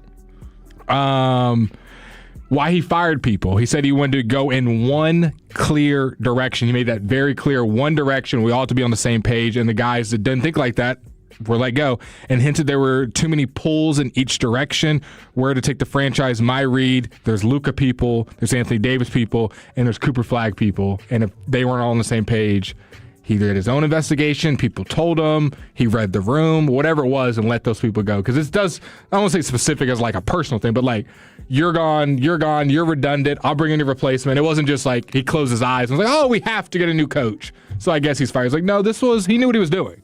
Well, Riccardi, you knew was going to be gone as soon as Schmitz got hired. Yeah, and then even with that, he was asked about Michael Finley. It was kind of weird. He said, we're discussing roles. Made it seem like it's more Finley's decision and that they are happy to welcome him back, just not as the GM. Yeah, I mean, he's going to be a glorified ambassador. Yeah. And, do you want to do... I mean, Masai is... Him and Mike Schmitz... I mean, think about it this way, right? Is you've had kind of this... I mean, this collection of people that have been making decisions for the Dallas Mavericks over the last few years. Right, and now by bringing in Masai and now bringing in Mike Schmitz, it's okay. The two of us are making our decisions. Whatever anybody else, we don't need you. We don't need you here anymore. We don't need the Riccardis. Finley, you will have nothing to do with basketball decisions. Yeah. We love you as a Maverick. Yeah. Okay, if you want to be the glorified ambassador that, hey. But I appreciate Masai just kind of saying it what it was. Like, I'm not going to lie to you and have you have a fake role here. I'd rather you go get another job. Like, we got Mike Schmidt. He's going to be our GM. This is what it's going to be. Some other notes that I took full ownership of all the moves, said it was all on him, said he talked to Cooper Flag and Kyrie Irving, and that they both respected J. Kidd, but at the end said it was his decision and had nothing to do with the players. For all of you wondering at home, did they talk to J. or did they talk to Cooper, talk to Kyrie, said he did? Pretty much, I guess, just ran it by him. Was just like, I'm doing this. Ran it by him like, hey, we're firing J. Kidd, so we'll keep you posted. Said they will look at all coaches, experienced and non-experienced. Talked about European, guys in college, guys with a bunch of experience, guys with not a lot of experience, that they will do an extensive coaching search. You know what this reminds me of, Fred? It said the Luka trade is not why he fired certain people and that he did not investigate. He kind of scoffed at the notion, talked about generational winning rather than getting quick winning, and then talked about innovating, saying that he's watching these playoffs and wants to be in them, doesn't want to be watching them. And then I'll shut up and we can go to break. This feels very much like the Cowboys cleansing of bringing in the Schottenheimer.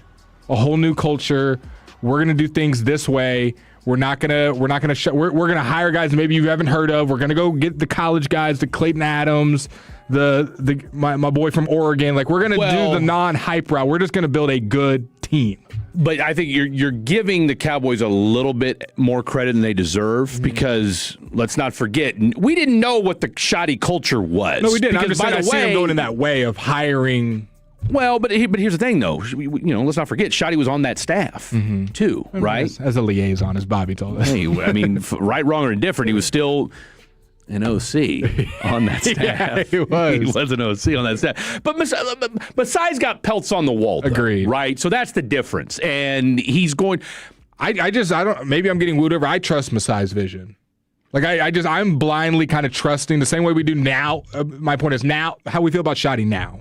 Maybe not a year ago, but how we feel about Shoddy now. Well, and that's what I'm getting at, is that, again, look, I was on the Shoddy bandwagon back in the day, right? Just because he was different, and you did have some people saying, all right, this guy's a little bit different. Whereas with Masai, because, I mean, look, the difference would be though is that you still had the Joneses, right? So we weren't sure what we were going to get, because it or felt how much like autonomy. Exactly, right? Like, we didn't know if he was going to be, let Shoddy cook. We didn't know what Shoddy's going to be able to cook with. At the very least, already, hey, you just gave him a $40 million carte blanche. Go ahead and let Jason Kidd go. We know who has the keys. Masai is cooking. All right, speaking of which, 1 hour in the books. Let's go to, from All City Dallas, the one, the only, Kevin Gray joins us next as we talk more Mavs right here on 105 through the Fan. Tolo means turn.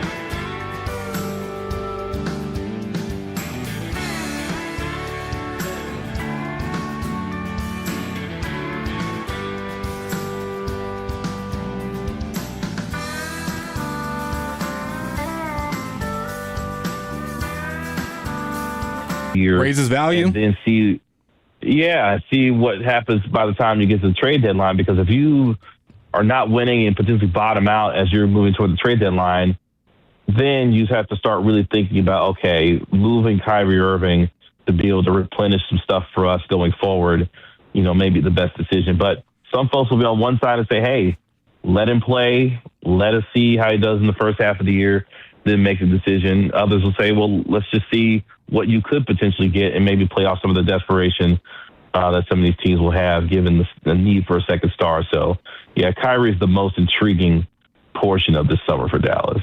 I'm still mad the NBA screwed over the Mavericks and gave them the 9th pick. I was convinced that the Mavs were going to get the San Antonio Spurs treatment and land in the top 4, and that Darren Peterson was going to be a Dallas Maverick. So I'm still in protest of what's going on right now with this NBA. So just for what it's worth, I know. Freddie D was hoping to cover a KU product with the number 1 overall pick. Dude. With Darren Peterson, but I had the Mavs get the second pick. I've been campaigning and pushing hard for them to get the second pick. Okay. I had the Jazz getting the first pick and the Mavs getting the second. Well, I guess you could become a Jazz or a Wizards fan for the time being. Can't do it. We'll see what Teron Stokes looks like when it's all said and done. Oh boy, yeah! Shout out to Bill Self for being able to lock him up, man. Good for him. Hey, look, he can't keep a team together, but he can still recruit. Hey, look, man. That's all. It's where it starts. It's where it starts. So. But don't worry, we're spending hundreds of millions on a 5-7 football team. But that's another story for another time. So, Kevin, tell the folks at home that don't know already. By the way, Mizzou's got a hell of a basketball team coming up next year. Tell the folks at home where they can find you out on the socials. I appreciate it, man. You guys can find me on the socials at Kevin Gray Sports. I'm the host of the DLLS Mavs podcast, a part of the All City Network and DLLS Sports. You can find us on YouTube when it comes to DLLS Sports. So I appreciate you guys, man. It's good to talk to you. You guys are doing fantastic work.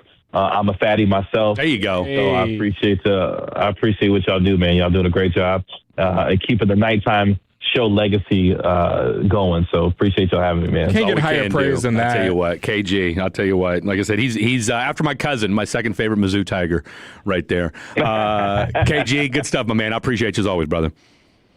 Appreciate you guys. Talk to you later. There you have it, the one, the only, Kevin Gray. All right, we'll get to some of y'all's text messages. And Kalshi has, even though our guys don't know yet, we're still in the speculatory range as to who will be the next Mavericks head coach. That doesn't stop the prediction markets from making their bets on who will be your next Mavericks coach. We'll bring those out next, plus your text messages and more. Don't go anywhere. This is The Fan After Dark. The more time you give, the more our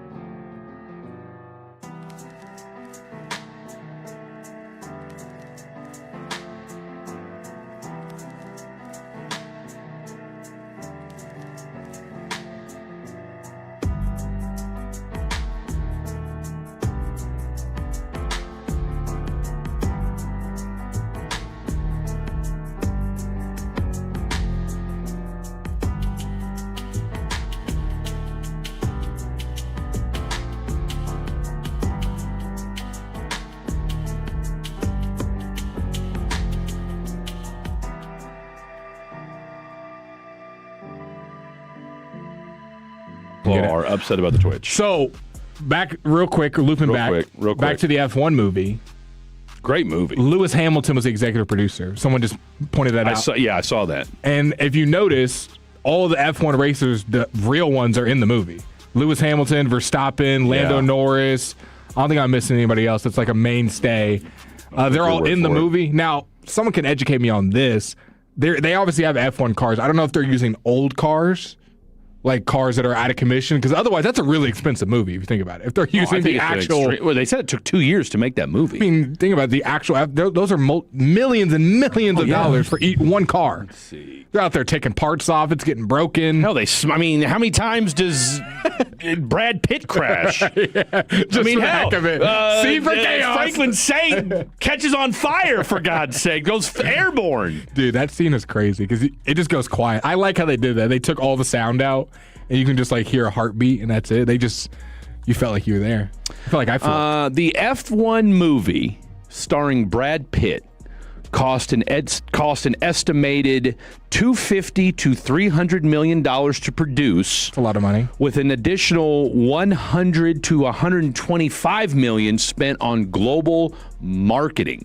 The massive price tag was driven by the unprecedented use of real F1 cars, filming on location during actual Grand Prix weekends and capturing practical high-speed racing footage. So they were like following the Grand Prix and like going before or probably after they were done, before they closed the track up, and then Chances just like are. shooting the movie. Or that week, maybe the week. I mean, obviously the week of. And obviously you've got all the races there, so they're going to be okay with it. Like, you have them in the movie. That's pretty cool. Because you know what's funny? Lewis Hamilton executive produces, and he's in it for like 10 seconds. Like his face. Like at the very end, At the right? very end, they show his face at the very last race. Other than that, he's never really on camera. Let's see. Was it a success? It won an Oscar.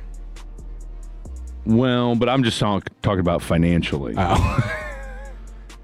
Let's see. Apparently, it did win an Oscar. That's what I know. Do we know if it had any other accolades? It said globally it earned $88 million. Well, that wouldn't be a win financially then. There's no way. Hold on. Are we still on Formula One? Yes, sir. Yes, sir. Right now it says generated a record-breaking $3.87 billion in revenue. Okay. It's a little bit different than $88 million. So it made $3.8 billion? According to the Google AI overview and Yahoo Sports.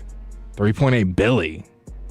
I'm like, bro, you don't win an Oscar and be the face of Apple TV for like 2 years and not be raking in money. What are you looking on, Fred?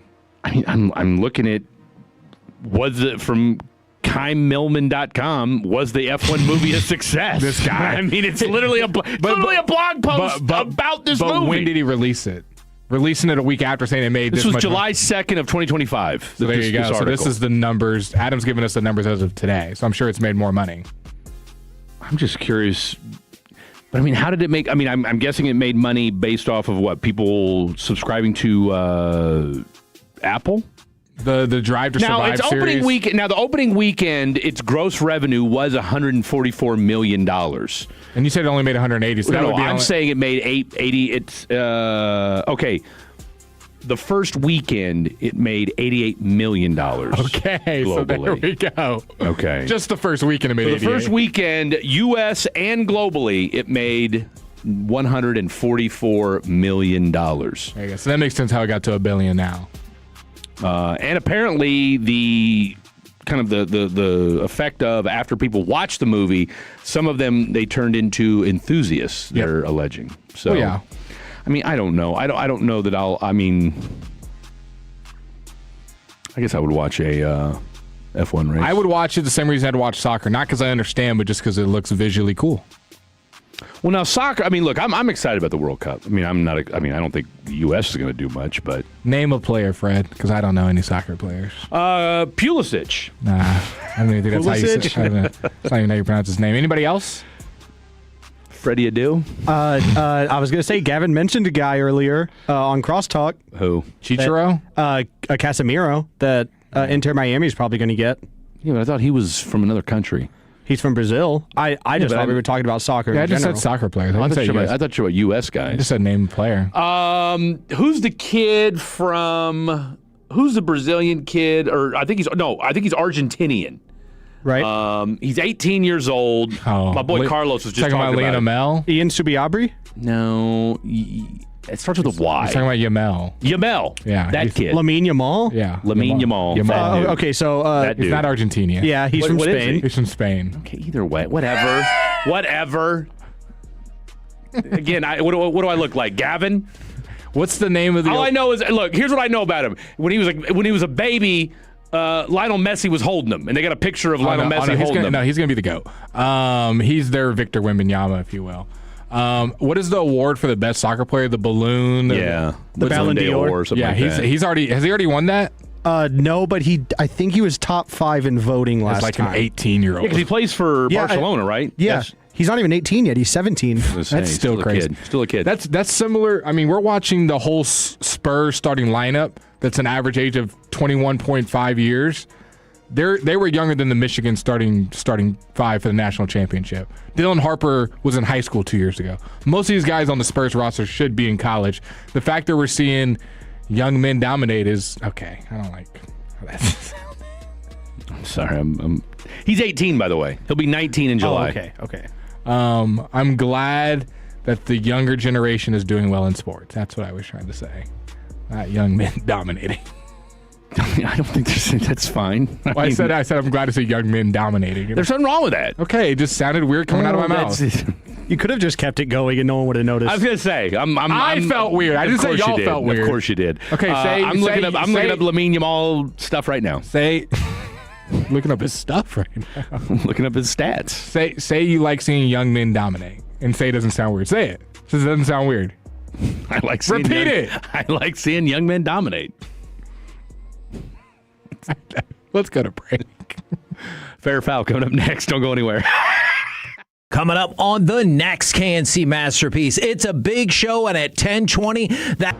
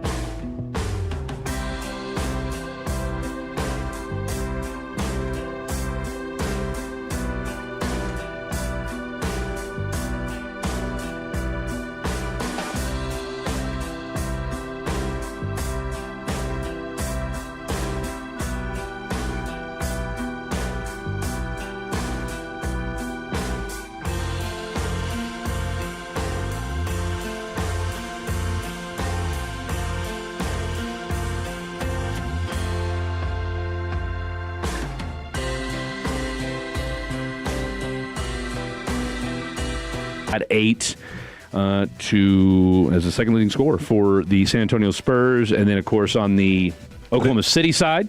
But it's Wemby. I mean, literally every single person's played for the Oklahoma City Thunder. They're just going to wear you down. Yeah. Shea has 15, so he's back to normal. He's 6 of 11 in the first half. Still flopping and grifting. There. He's going to flop. You already know that. The playoff whistle does not favor him. No, and I think the NBA is like, look, we're not doing this. Like, you're good enough to not do You don't need to fall down every single time. Come on, you're better than that. Kaysen Wallace has 9, and Alex Caruso has 7 so far. 62-51, and we are at the half. Meanwhile, your Texas Rangers... Woo! Big win today for the Texas Rangers. They're now 24-25 on the season as they beat the Colorado Rockies today 5-4. And Jock Peterson, little catch interference today, kind of helped things along as they get the win. Off day tomorrow, and then they're on the road. The road trip continues Friday, Saturday, Sunday as they travel to Anaheim and take on the Los Angeles Angels, who are now down 2-0 to the Athletics. There's really no name for where they're at these days. They will be in Vegas. That stadium is being built as we speak. I think right now people are building it right now. Somebody is doing construction on that facility. Whether or not they're listening to us on the radio, it remains to be seen. And, of course, we found out this past week that our guy Corey Seager, because I think this was went down while you and I were not on the radio waves. He's got the oblique? Was it a back strain? For our guy Corey Seager, either way, he's on the IL, so he's out. Honestly, still out. Bro, the offense has been better without him. 29 lower runs. back inflammation. They 29 runs in the last 4 games, Fred. They're playing the Rockies. I get that, but the offense has been better without him. And I'm not saying like trade Seager and all of a sudden all your problems are fixed. You want Seager and Wyatt to be there and be good. Those are your 2 best players, but. Josh Young is trying to win an MVP, it seems like. Ezekiel Duran has all of a sudden just turned into this all-star infielder. He's batting .295 for you right now. Jake Berger, watch out. He's starting to get his swing back. He started to hit again. Justin Foscue coming in there. For that dive as well. That dive he had in the 4th inning that saved was the final out of the game, or final out of that inning, and would have given up 2, maybe 3 runs had he not made that. And look, we give a hard time to our boy Jake Berger because he's not the greatest first baseman in the world, but a incredible play there at first base. So, is there anybody we're missing as far as offensively? Like I said, Foscue's. How about Foscue? What a day for him! What a series for him! He's batting .324. He went 3 of 5 again today. Dude, he had 7 hits in the series. No, he was a dog. Had a home run yesterday as well. So 7 hits and 4 RBIs for Foscue. So big stuff from him. And then Leiter. Okay performance, 5 innings, 7 hits, gave up 4 earned runs, but then the bullpen came to the rescue. Just shut it down like usual. Jacob Eunice was good, Tyler Alexander was good, and Jacob Latz gave you a 2-inning, not save, but got the dub today, his first win of the year. Yesterday, Kamar Rocker with the interesting opener situation where Tyler Alexander comes and pitches the first inning, and then Kamar goes on to pretty much pitch 7 2/3 and give up no runs, 3 hits. What did you think about that? And I'm not gonna act like I'm some baseball savant. I haven't seen that often. Is that something that happens a bunch with the opener situation where kind of give a space? I thought he went and gave you 7 2/3 yesterday, 3 hits. 3 walks, 7 Ks, but no runs, no earned runs, and 103 pitches yesterday as well. And plus, like you said, you gave up, or your offense came to play as well last night, put up a 10 spot, which I want to say. I heard a stat yesterday where it was the second time since. Oh, I think it was only this. No, I'm sorry, Peterson. It was the second time. The players had that many hits off the bench. Yes. Peterson broke the franchise record for the most hits coming off the bench with 4 hits.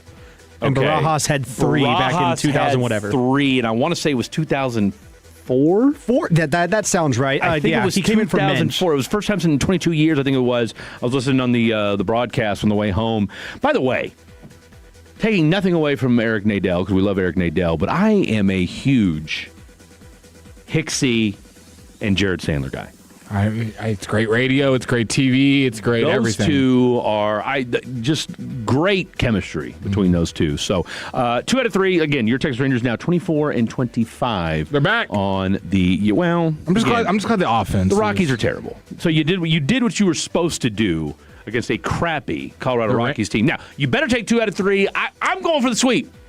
Going for the sweep. You're currently holding on to the last playoff spot in the AL at 24 and 25, but the Mariners are 1 game back at 24 and 27. A lot of baseball left, boys. A lot of baseball left. Josh Young, he's trying to win him an AL MVP. He's trying. He's doing his thing. Not get carried away. Doing his thing. You really think Ezekiel Duran's going to steal it from him? Well, I don't think anybody on this team's going to steal it from him. But never know. I mean, how many? But he's Justin got Foscue.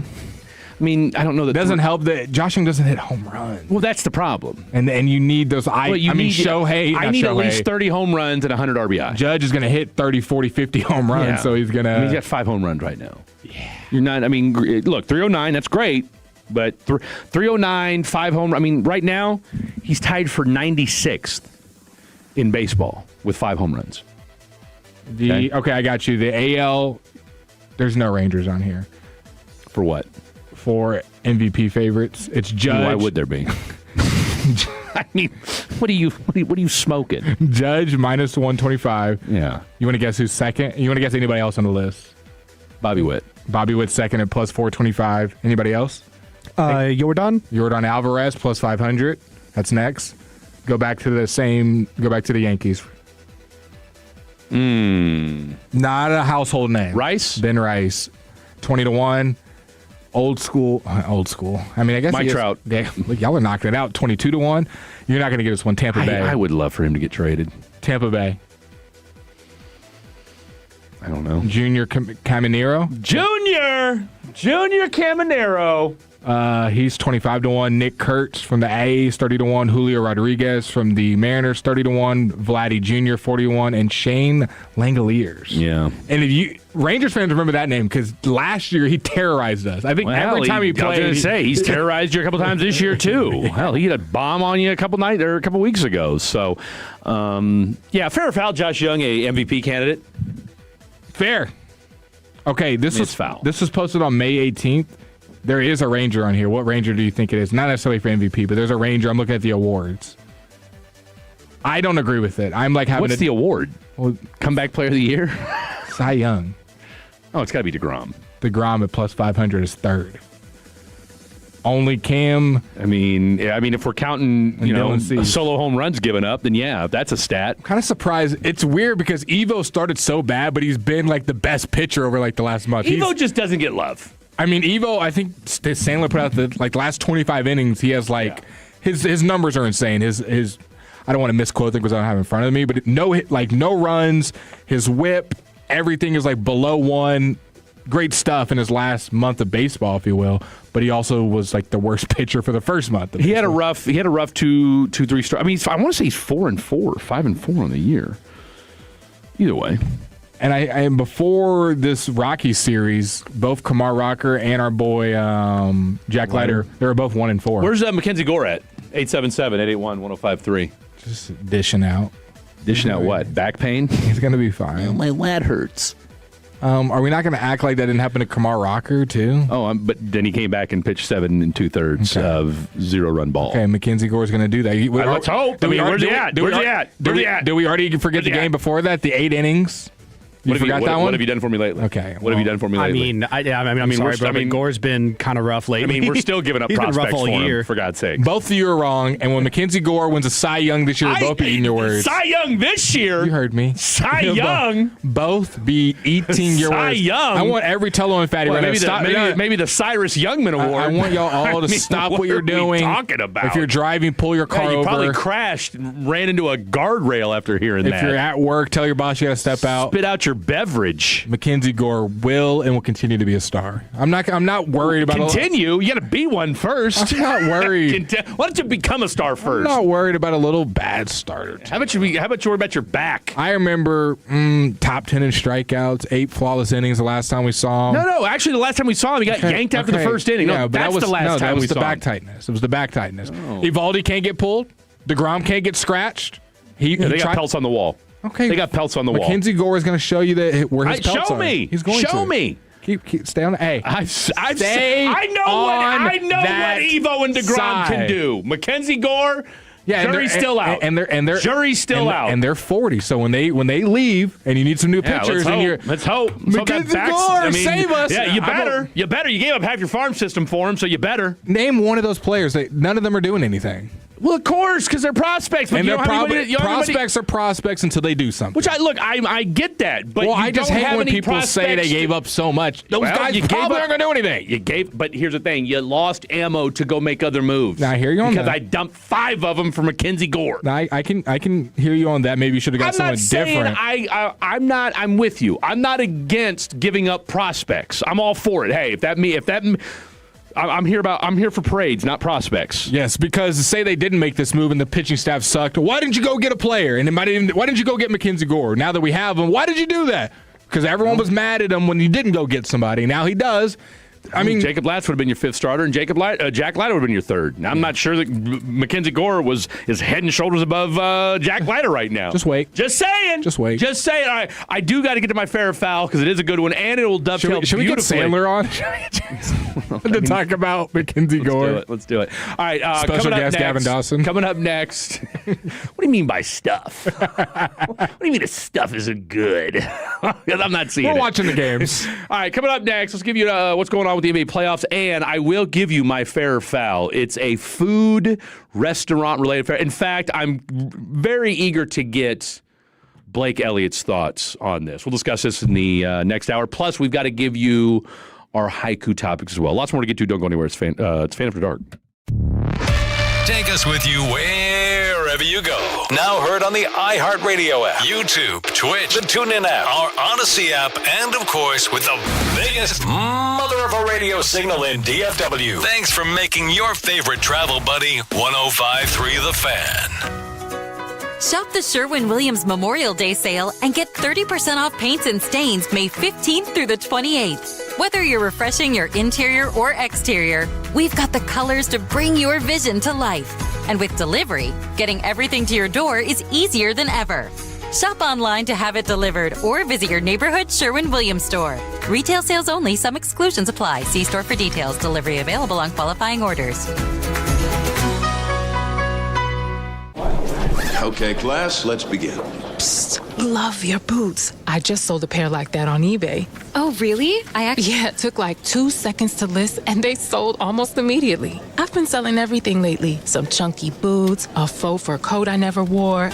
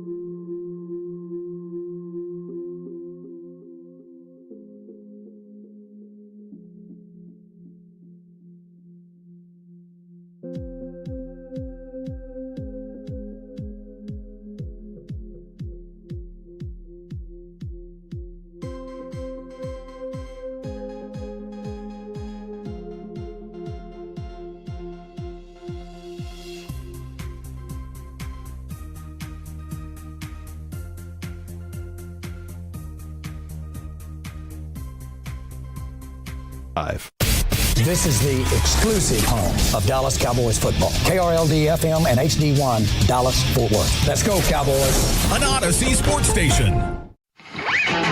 Driven by our D&M Leasing Studios, this is The Fan After Dark on 105.3 The Fan. Hour number 3 of the show happening right now. It's The Fan After Dark right here on 105.3 The Fan. Fred Davis, Blake Elliott, who aged before our very own eyes tonight. A lot of you can't see it. When I last saw Blake, what was that, Wednesday, Thursday? No, it was Thursday. Blake was 26. Came back today, 46. Older than me. Older than me. Crazy how that works. Well, when you buy Hokas, that's what happens. I did buy a pair of Hokas. What on earth possessed you to get Hokas? The job that I'm working at, the serving job, said you need white sneakers. I bought the most... Really? Yeah. White ones? Correct. I'm not the boss there. No, I mean, I get it. Usually it's black. Usually. But... I got a black pair of Antas you could have had. Those are fire. And I bought the most most uncomfortable pair of white sneakers. Yeah. Not knowing, because he kind of made it clear, or he innuendoed around of, you need to be looking nice while working here in my interview. Like, we don't do sneakers around, because I had sneakers on in my interview. He was like, we don't do sneakers around here. Pretty much dress nicer next time. And I'm like, oh, okay, wow. Let me lock in, go get some nice shoes. Okay, Masai Ujiri. play the part. And I get there, and every single person is on sneakers. Vans, Converse, beat up New Balances. You're like, wow. And I just went and spent money on a shoe I'll never wear again. And I needed to get some Hokas, and everyone was wearing them. And I've been interested in them anyways. Like, it wasn't a hard sell for me. I was like, okay, bet. This is an excuse to get them. I needed a pair of all-white sneakers to go in my rotation. Excuse to look 50. And shout out to my boy Gage. So this is a good little side story. So need the Hokas, right? Boom, need them. 877-881-1053 in Khakis Kicks fashion. Yep. If you're wearing Hokas, let us know. You got Hokas? Nope, I do not, but my dad does. Thanks, Adam. You could have kept that to yourself. How old's your dad? 65. Wow.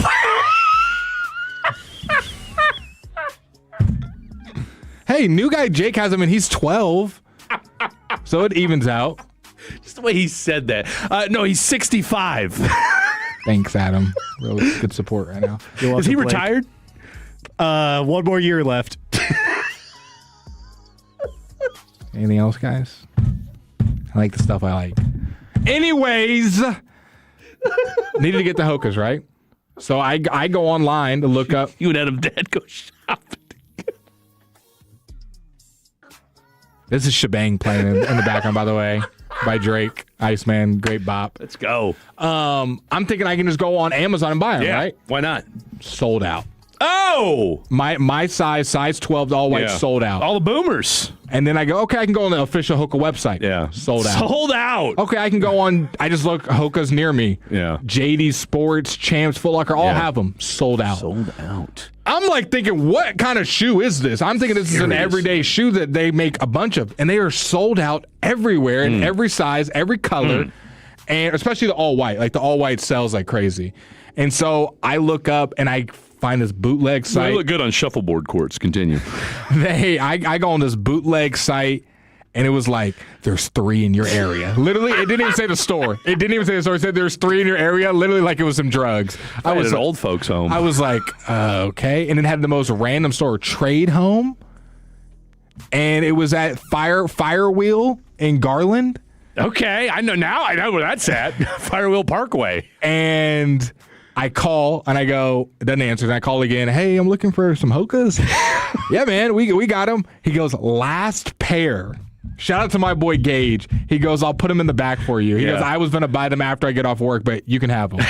And I'm like, I didn't realize that all white Hokas were like must have Jordan 1s, man. Like you couldn't get them. They were sold everywhere. So I drive 30 minutes out the way. Yeah, you did. No other reason to go to Garland because it's Garland.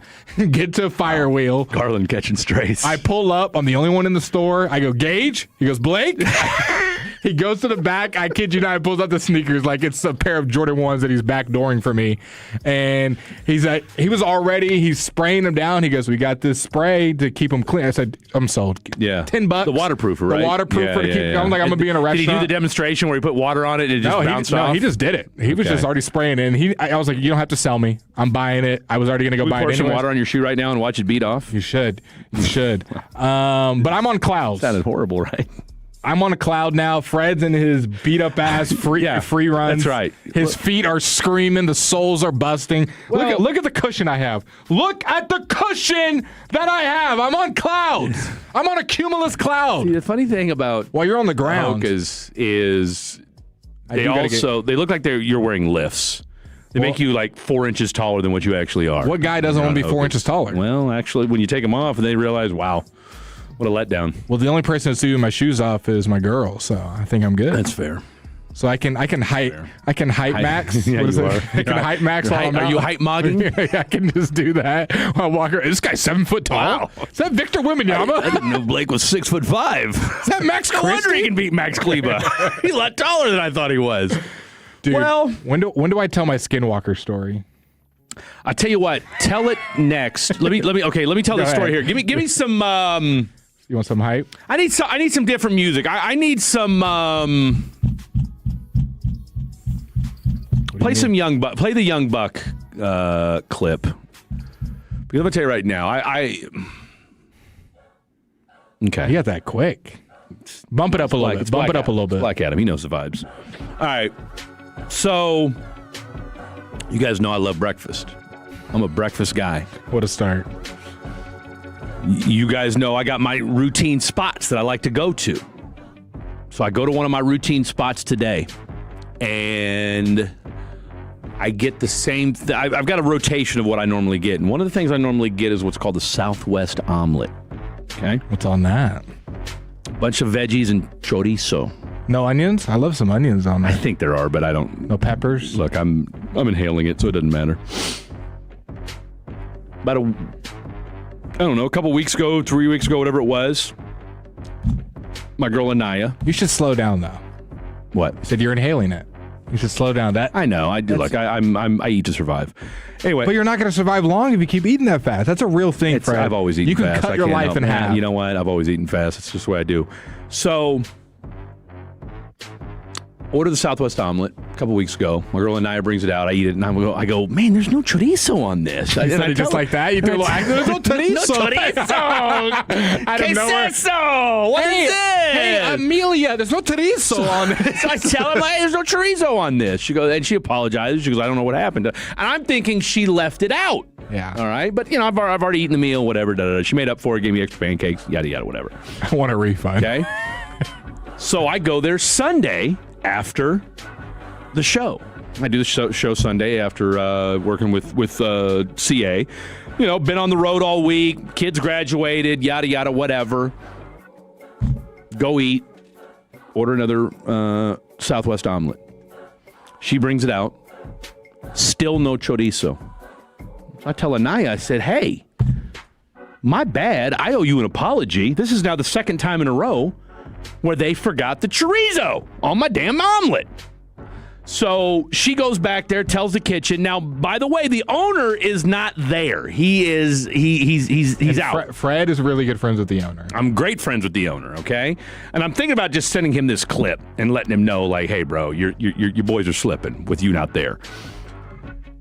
So what do? They bring me a damn bowl of chorizo.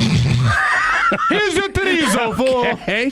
Like just a bowl of it. All right? All right. Forget it. I dump it into my omelet and I eat the rest of the omelet with the... Man, what was the tone when they dropped off the bowl of chorizo? With a smile? My girl Anaya just went back there and brought back a bowl of chorizo. A flick? Well, glad you asked that. Okay? So, again, Anaya, shout out to Anaya, Ashlyn, and Ashley. Fantastic. They knows the whole staff. They help. They make the place go, right? What's the busser's name at this point? I don't know. I just know those three because they're always working at the bar.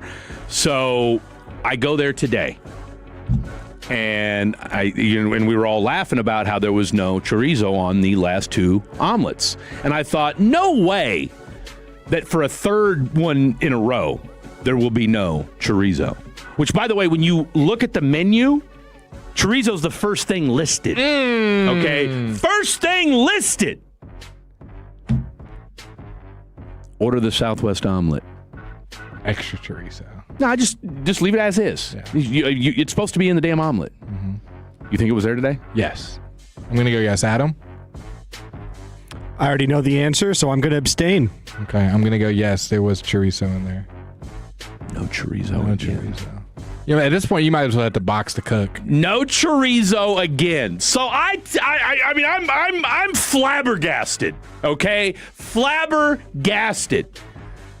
The dude that's running things for my boy while he's gone comes out.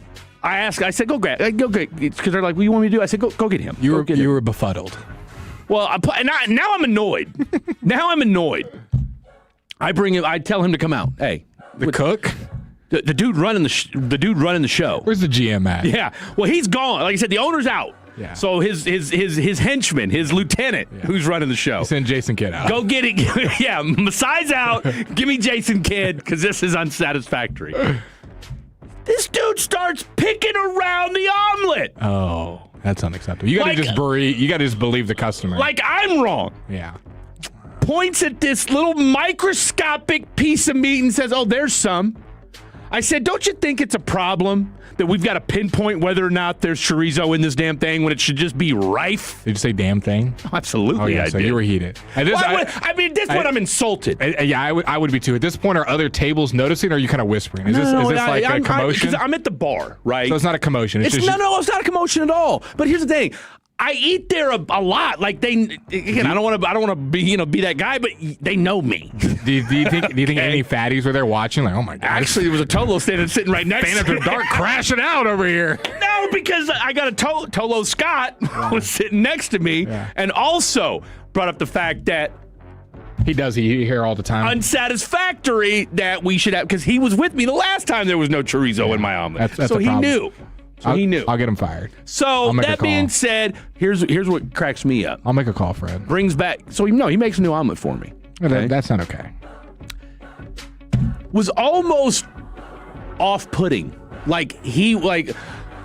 right, I'm gonna go ahead and do this. And they spit in it. Maybe they did.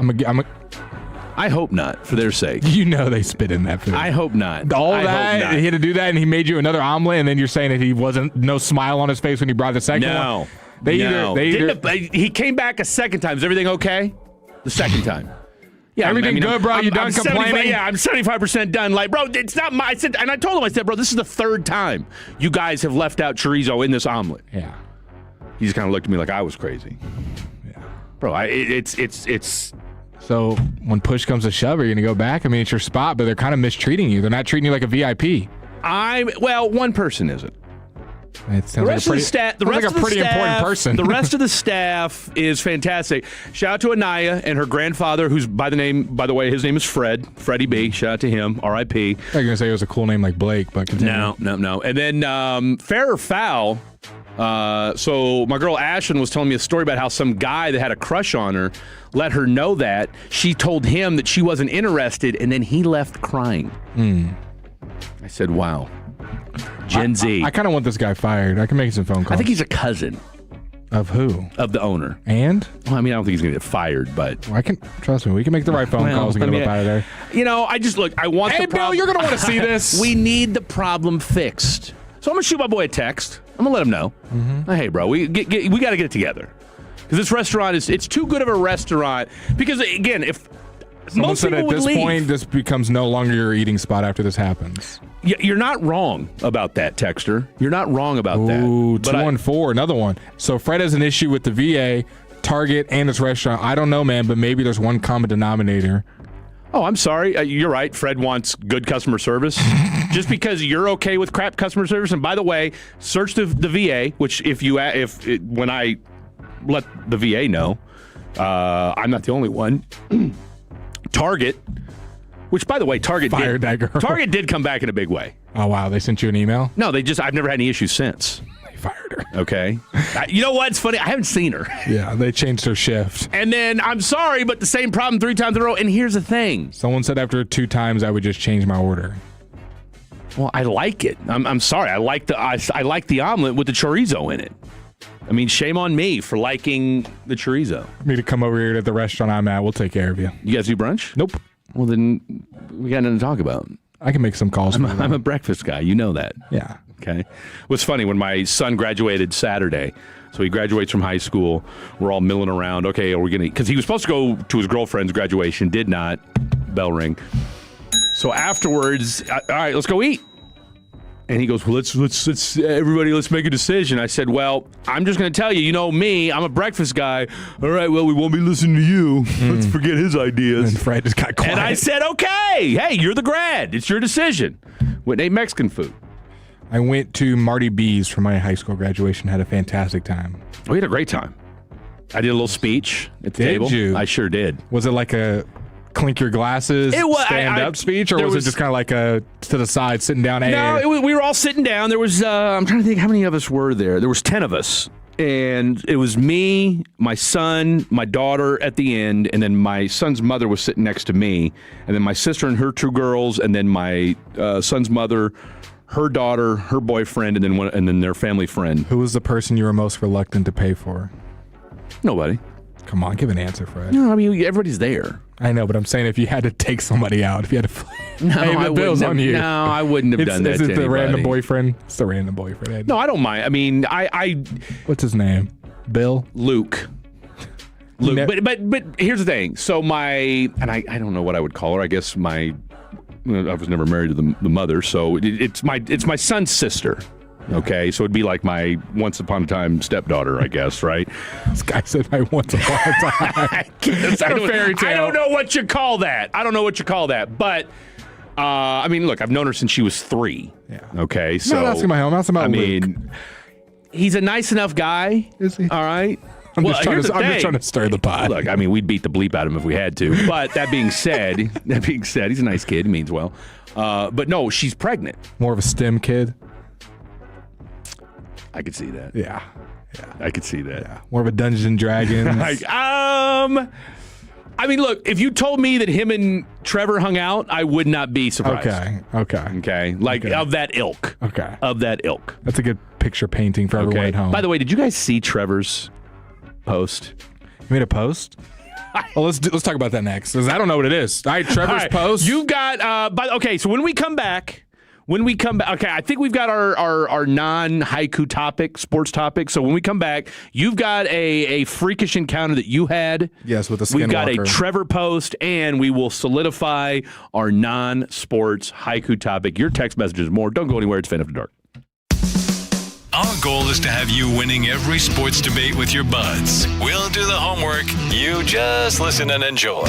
Turn it on and leave it on. The Fan and our Odyssey, iHeartRadio, or TuneIn apps. Hey, Tolos, RJ Choppy here, my good friends over at QC Kinetics. We're going to get you healthy, and we're going to keep you healthy, boys and girls. If you've been dealing with joint pain, knees, hips, back, shoulders, elbows, ankles, wherever it may be, QC Kinetics has got you covered. And what do I mean by joint pain? I'm talking about that pain where you stop calling it pain and you start saying, that's just how I am. That's not okay. Deep down, you know it. You'd love to live a normal life, one that was active, one that doesn't hurt, one that does not have so much pain involved. Restorative, regenerative therapy allows your body's own healing properties to target those aching joints, healing patients with pain for arthritis, injury, knees, hips, shoulders, elbows, ankles. I had it back in 2021. Right elbow, right shoulder, left elbow, left shoulder. 972-972-8610. 972-972-8610.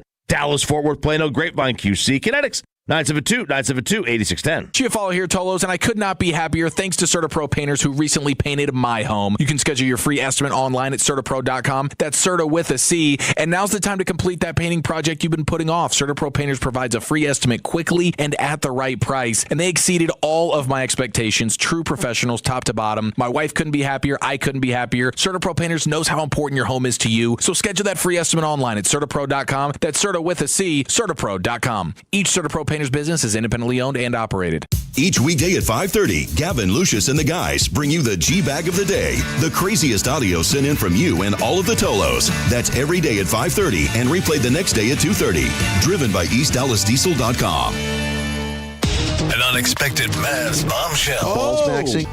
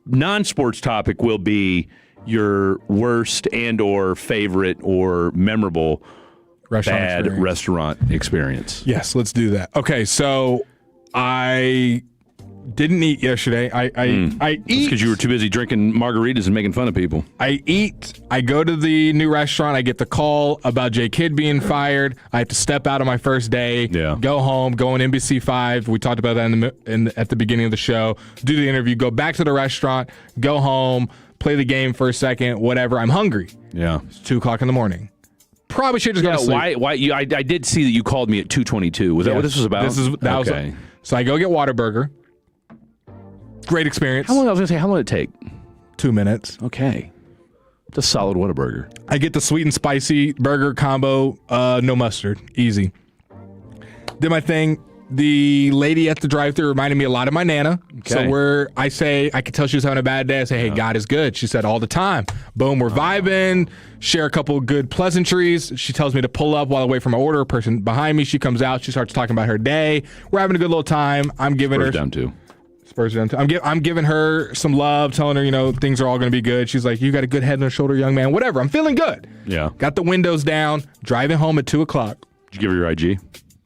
No, I did not give this 60-year-old woman my IG. Just asking. I did find me on Facebook. I did say off after dark. I pull up to the light. Fred, windows down. I look to my left, and there is a dark entity just standing there. And this felt like Scarecrow-ish because it was not moving. Yeah. Did you get your phone out? And my eyes had to fixate because it was dark outside, 2 a.m. Yeah. Barely any streetlights. And I'm like, is that a sign? Is that a structure? Oh my God, that's a person. Not moving at all. Like 6 foot tall, standing completely still. I'm like, that's a person. Face covered in tattoos. And it blinks at me, Fred. My heart fell to my ass immediately. I rolled the window up. It blinked at you? Blinked. I'm frozen. I'm not even kidding. I've never been this frozen in my life. I literally felt like I could not move. I was like, what is happening? What is that? And I start to roll my window up. It starts walking towards me. Yeah, it did. I probably broke the gas pedal. I hit the gas so fast, ran that. If there was another car coming, I'd have been in a car crash. That would have been it. Did it chase you? Not that I saw. I didn't look in my rearview mirrors. I ran that red light so fast, and I called as many people as I could because I was genuinely scared. I'm like, I don't know what kind of dark spirits that was, but that felt like a skinwalker. That did not feel like a regular homeless person. Like, I know what a homeless person looks like. I mean, I live in Dallas. I see it all the time. That was some weird dark entity, not moving, blink, covered in tattoos. Blinked at you. Just blinked. And I was like, oh my gosh, what in the world? Now, blinked or winked? Blinked. Like 2 eyes, because I couldn't tell it was a person. Yeah. And all of a sudden you see a flicker in the eyeballs. I'm like, oh, that's a person. That's a human being. Allegedly. And I kept seeing the face. in my garage. So I was freaking out. I called about 7 people. Yeah. I was like, I just need someone to talk to me to let me know that I'm not crazy, because all that you can do is go in your own thoughts of like. I was asleep, so I apologize. Yeah, and I didn't want to call my my lady. I didn't want to wake her up, so I just kind of dealt with it, and I just vented on Instagram, and then I went to sleep with all the lights on, like a little kid. Every single light on in my house, windows closed. From the 469, skinheads and skinwalkers are different, Blake. I said Skinwalker. No, you did. Yeah. No, this was a full-on Skinwalker. Like, I don't think that was a human. Really? Like, if you had to put me on a lie detector test. What was their attire? I couldn't even tell. It was dark. Literally. You couldn't see anything else other than a dark figure and you could tell it was tattoos on the face, because you could kind of just see shapes. It looked like someone who's got like black, you know, when like these people get the tattoos and they get their arm all black? Yeah. That's what it looked like, but on their face. But not the full face, but just like in segments. And it was the scariest dark entity, skin walking, barely moving, started walking towards me thing. And I was like, was it a fast walk? Was it a brisk walk? Or was it kind of just a stroll? It was more, no, one step and I took off. I have no idea. One step. And I said, because my window's down and I'm like, if I was at the door, you're the Skinwalker. So I don't know, what is that, 10 yards away? From the door? Yeah. Oh, let's just say, not the door, but it was about 10 yards away. I'd say 10, 12 feet. I was about 10 yards away from this thing. And I'm literally calling it a thing. I don't know if that was a human. Wow. And I was trying to call you could have got your phone out. I thought about that, but I was like, I don't need that on my phone. That's the last thing I need, is to be scrolling through my phone one day. And gone viral. Thought about it, but I also was like, I was scared S-word. Yeah. It was bad. I was legitimately scared. Like, this thing is following me and is going to be like in my apartment. You know, when you like kind of see shapes. The alien thing is real. You know, when you're kind of like tired at night and you kind of see shapes and see stuff in the darkness and faces can be made out of clouds. Welcome to my world. And so I'm like, I'm going to be seeing this all night. So I had the lights on all night. Now, anybody can text and say, Blake, you're being scary. It was just a homeless person.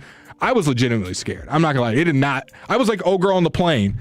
That imp is not real. She's from Dallas. Tiffany. From the 214. Yo, Blake, Fred, man, I've been missing you guys. Pause. Hey, Blake, I think Goth Girl put a spell on you. Oh, my God. That's Tolo Rob from Mesquite. No, she did. She absolutely did. And then from the 817, Skinwalkers have tattoos now. That was almost definitely a late-stage drug addict that is homeless.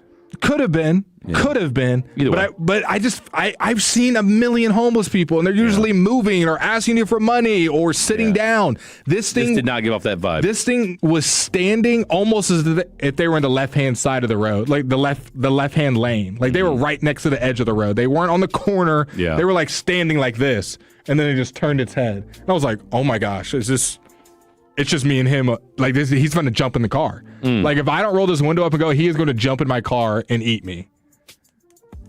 That's intense. I wish I could play back what went on in my head, because I'm sure some people probably think I'm tripping or making this up. But this happened to me last night.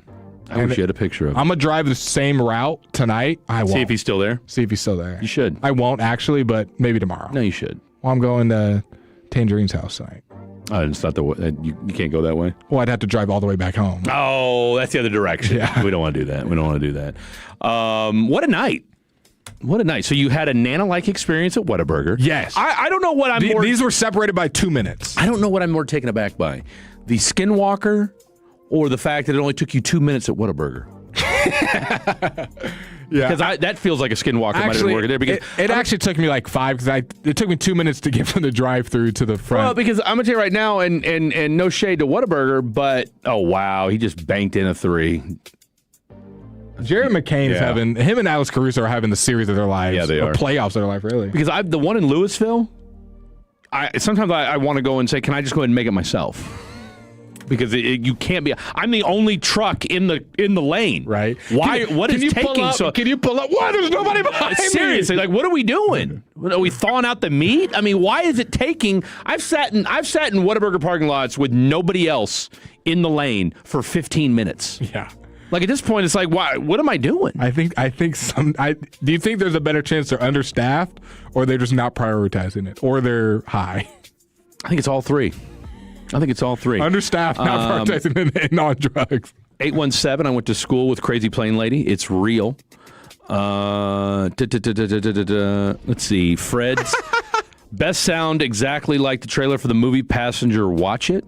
I will not be watching that if that's what that my story sounds like. Maybe he had info on the stolen Charger and wanted to come tell you where it is.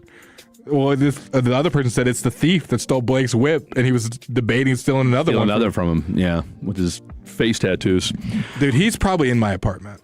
Nah, he's not there. Yeah, he is. Take it. Nah, he's not there. Pay rent while you're there. He's not there. Just gonna say, fill up the cupboards while you're at it too.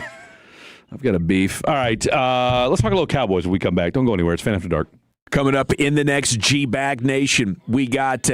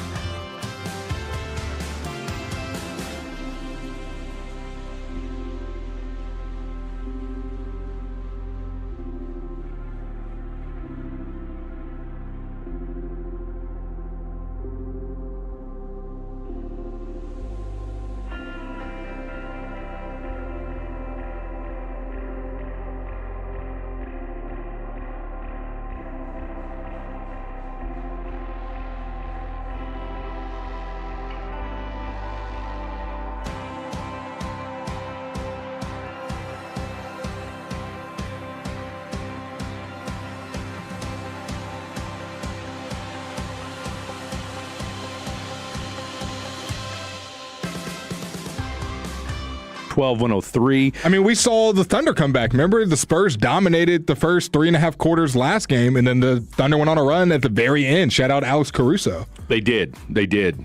Steph Castle has 25. Vassell and Wemby both have 19. Dylan Harper has 12. Meanwhile, for the Oklahoma City Thunder, have we found out something's up with Jalen Williams? He went to the bench early, and then he went to the locker room and has not been seen since. Only played 7 minutes. Shea has 24. Chet's got 13. And you got 3 guys that have come off the bench. Caruso's got 15, and both Cason Wallace and Jared McCain both have a dozen. So I mean, that's the decider right there. I mean, you've got 24 points from those 2 guys. You got 6 guys in double figures if you're the Oklahoma City Thunder, and that's what makes them. You and I were talking about this yesterday. I said, well, you know what? That's what makes them.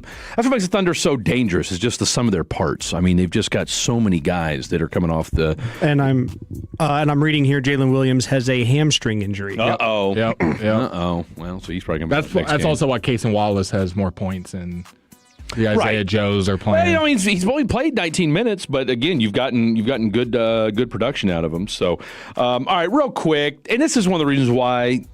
Where are you at on PFF? It's such a great question because I'm not a huge PFF Okay, I'll guy. say this: when it comes to things that is hard to analyze, aka offensive line, I love them. But when it comes to like how I base my opinion on quarterbacks, receivers, running backs, skill positions, no, I don't use them. But I will use them for offensive line. Do you know how to evaluate offensive lines? I just follow offensive linemen on Twitter and hear what they have to say. And just look, I mean, it's just kind of the eyeball test right now. For teams you watch on a regular basis, you kind of have a better idea. But the Carolina Panthers. League-wide, no. I mean, I have no idea. But shout out to Law Nation Sports. He tweeted something out today. He tweeted out a kind of a current up to date, and I say that in air quotes, from PFF, the starting lineup and what it would look like and just kind of their overall grade. Now, this is where with PFF, I don't understand where you're coming up with these and what you're using as your rationale. For instance, they have Valdez-Scantling as wide receiver 3 for the Dallas Cowboys. That's all I needed to hear. I mean, that's all I needed to hear. There's a great chance he won't even make the roster. He's a great chance. Body, for God's sake. I would respect this more if you put Jonathan Mingo as wide receiver 3. He's not even going to be on the roster. The fact that you did, I mean, and if he is, he's wide receiver 6. How can you call yourself a legitimate NFL or NFL? PFF put that out. PFF put this out as Valdez-Scantling. Oh, but it gets worse. But wait, there's more. Jaden Blue starting running back. You know who they got as starting free safety? Let me guess. Don't tell me. Don't overthink it. You'll get it. Malik Hooker. Exactly. Yeah. Now, they've got Downs as your starting strong safety. Oh. So neither P.J. Locke nor Jalen Thompson will start. Got you. But Malik Hooker. But Malik Hooker will. Yeah, we just brought in Jalen Thompson, giving him 18 a year. He's going to be our rotational safety. That's it. Now, they do agree with you. They've got Jacoby Durant as the outside corner over my boy Revel. And I just think he's going to hit me. He started all year for the Rams last year. I don't care. Like, Revel's starting. To me, Revel's going to have to prove. It's going to be a straight up 1-to-1, 50-50 camp battle, I think. I'm entertaining no Revel slander here on this show. I'm not either. I'm not slandering him. Then on and they've got them playing a 4-3. They've got the starting linemen as Rashawn Gary, Kenny Clark, Quinn Williams, and Ezaraku. Makes sense. Okay, so that we can agree with. Tracks. Their starting linebackers, Leafau. Okay. Stop! I want to hear nothing else out of your mouth, Leafau. These are guys that won't make the team, and they're not only are they on it, but they're starting. Leafau, Overshone, and D. Winters. Okay. I mean, 2 and 3 we agree. There's not Shamar James will start Justin over Leafau. Barron will start. There's no way Leafau is starting for the Dallas Cowboys. You can put a gajillion dollars on it. Leafau will not start with the Dallas Cowboys next year unless he turns into freaking Zach Bond in the offseason. That's it. So there you go. So there's your PFF starting lineup. So, again, the most egregious outside of that, offensively, everything else pretty much makes sense. By the way, they're only down 6 now. Okay. 3:39 left to go. But yeah, they're the defensive side of the ball. I'm not sure why you don't have Jalen Thompson starting. I'm excited. Give me some because you football. can't tell me Maris Leofau has a higher PFF grade than Shamar James, who was your leading tackler. You can't sell me on that. Who was your leading tackler? I mean, your Dallas Cowboys. I mean, who would you rather have, Maris Leofau or Kenneth Clark? Or was it Kenneth Murray? Kenneth Murray. That's tough, man. I mean, you're going 0-17 if that's the case. Okay. Imagine those guys are your two linebackers. Oh, wait. That's what happened last year. By the way, what are your thoughts? You and I haven't been on the air for a while. We have not. What'd you make of Dak over the weekend? Oh, with old girl at the wrestling, at the rodeo. My favorite part of all of that was Schottenheimer was there for all of this. Oh, he was there too. You didn't see the picture? That's right. They were there. With Jake Ferguson. Okay, they were all at Billy Bob's. Was it Billy? It was either Billy Bob's or Red River. It was in Fort Worth. Right? It was in Fort Worth. They were at the Stockyards. I just know that because Dak was wearing a City Connect jersey, wasn't he? Dude, the picture. Have you not seen the Schottenheimer picture? He looks kind of twisted or toasted. Yeah, doesn't he? Does. My boy might be faded. But but enough with all that. Your thoughts. Your takeaway. So when I say that the Cowboys are going to win the Super Bowl and have 12 wins, I already knew this stuff was brewing over here. And now you are seeing why. Villain arc Prescott. Villain arc reign is about to happen. And what's he looking back for? He doesn't have to worry about a wife at home. No. He's out here. He is going to be in these streets. He's in these streets. What do you think? On the road? What do you think he's going to be doing? Handling business. No, we need him locked in, though. Dude, he's going to be so locked in. Mark my words. Whatever today's day is, Dak will be in the MVP race and finish top 3. I love it. And the Cowboys will be in the Super Bowl. There's come on. At some point, it's got to bust through. And for Dak, it's going to be this year. Loses his girl Ramos. Blessing in disguise. I don't know. Blessing in disguise. Hanging out with her best friends. That's not her friend, though. Oh, okay. That was his friend. Apparently, he's known her since college. I love it. He knows what he's doing now. He does know. He knows what he's doing. But I mean, talk about just grimy. I just love how he's been out and about. He hasn't been like, I'm going to be inside, not photographed. He's been out. No, he's Dak couple Prescott. times. He is Dak freaking Prescott. When we come back, North Richland Hill Zone, the Dallas County Jail has a new member.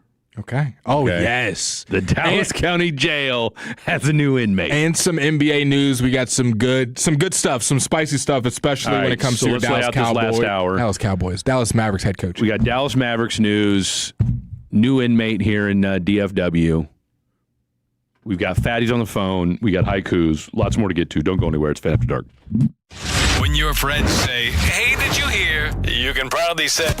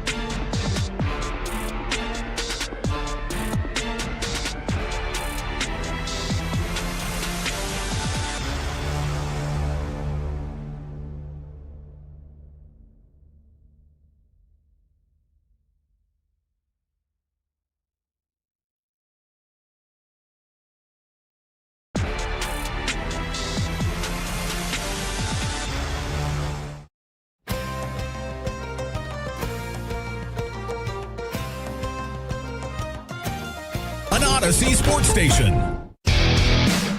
Driven by our D&M Leasing Studios, this is The Fan After Dark on 105.3 The Fan. Final hour of the show happening right now. Glad to have everybody on board for this Wednesday night edition, a little haiku hump day edition of the program. We've got a full night. We have not been on since last Thursday. Big shout out, as always. Now, I think, big shout out to all the grads. I had 2 last week. Daughter on Wednesday, son on Saturday.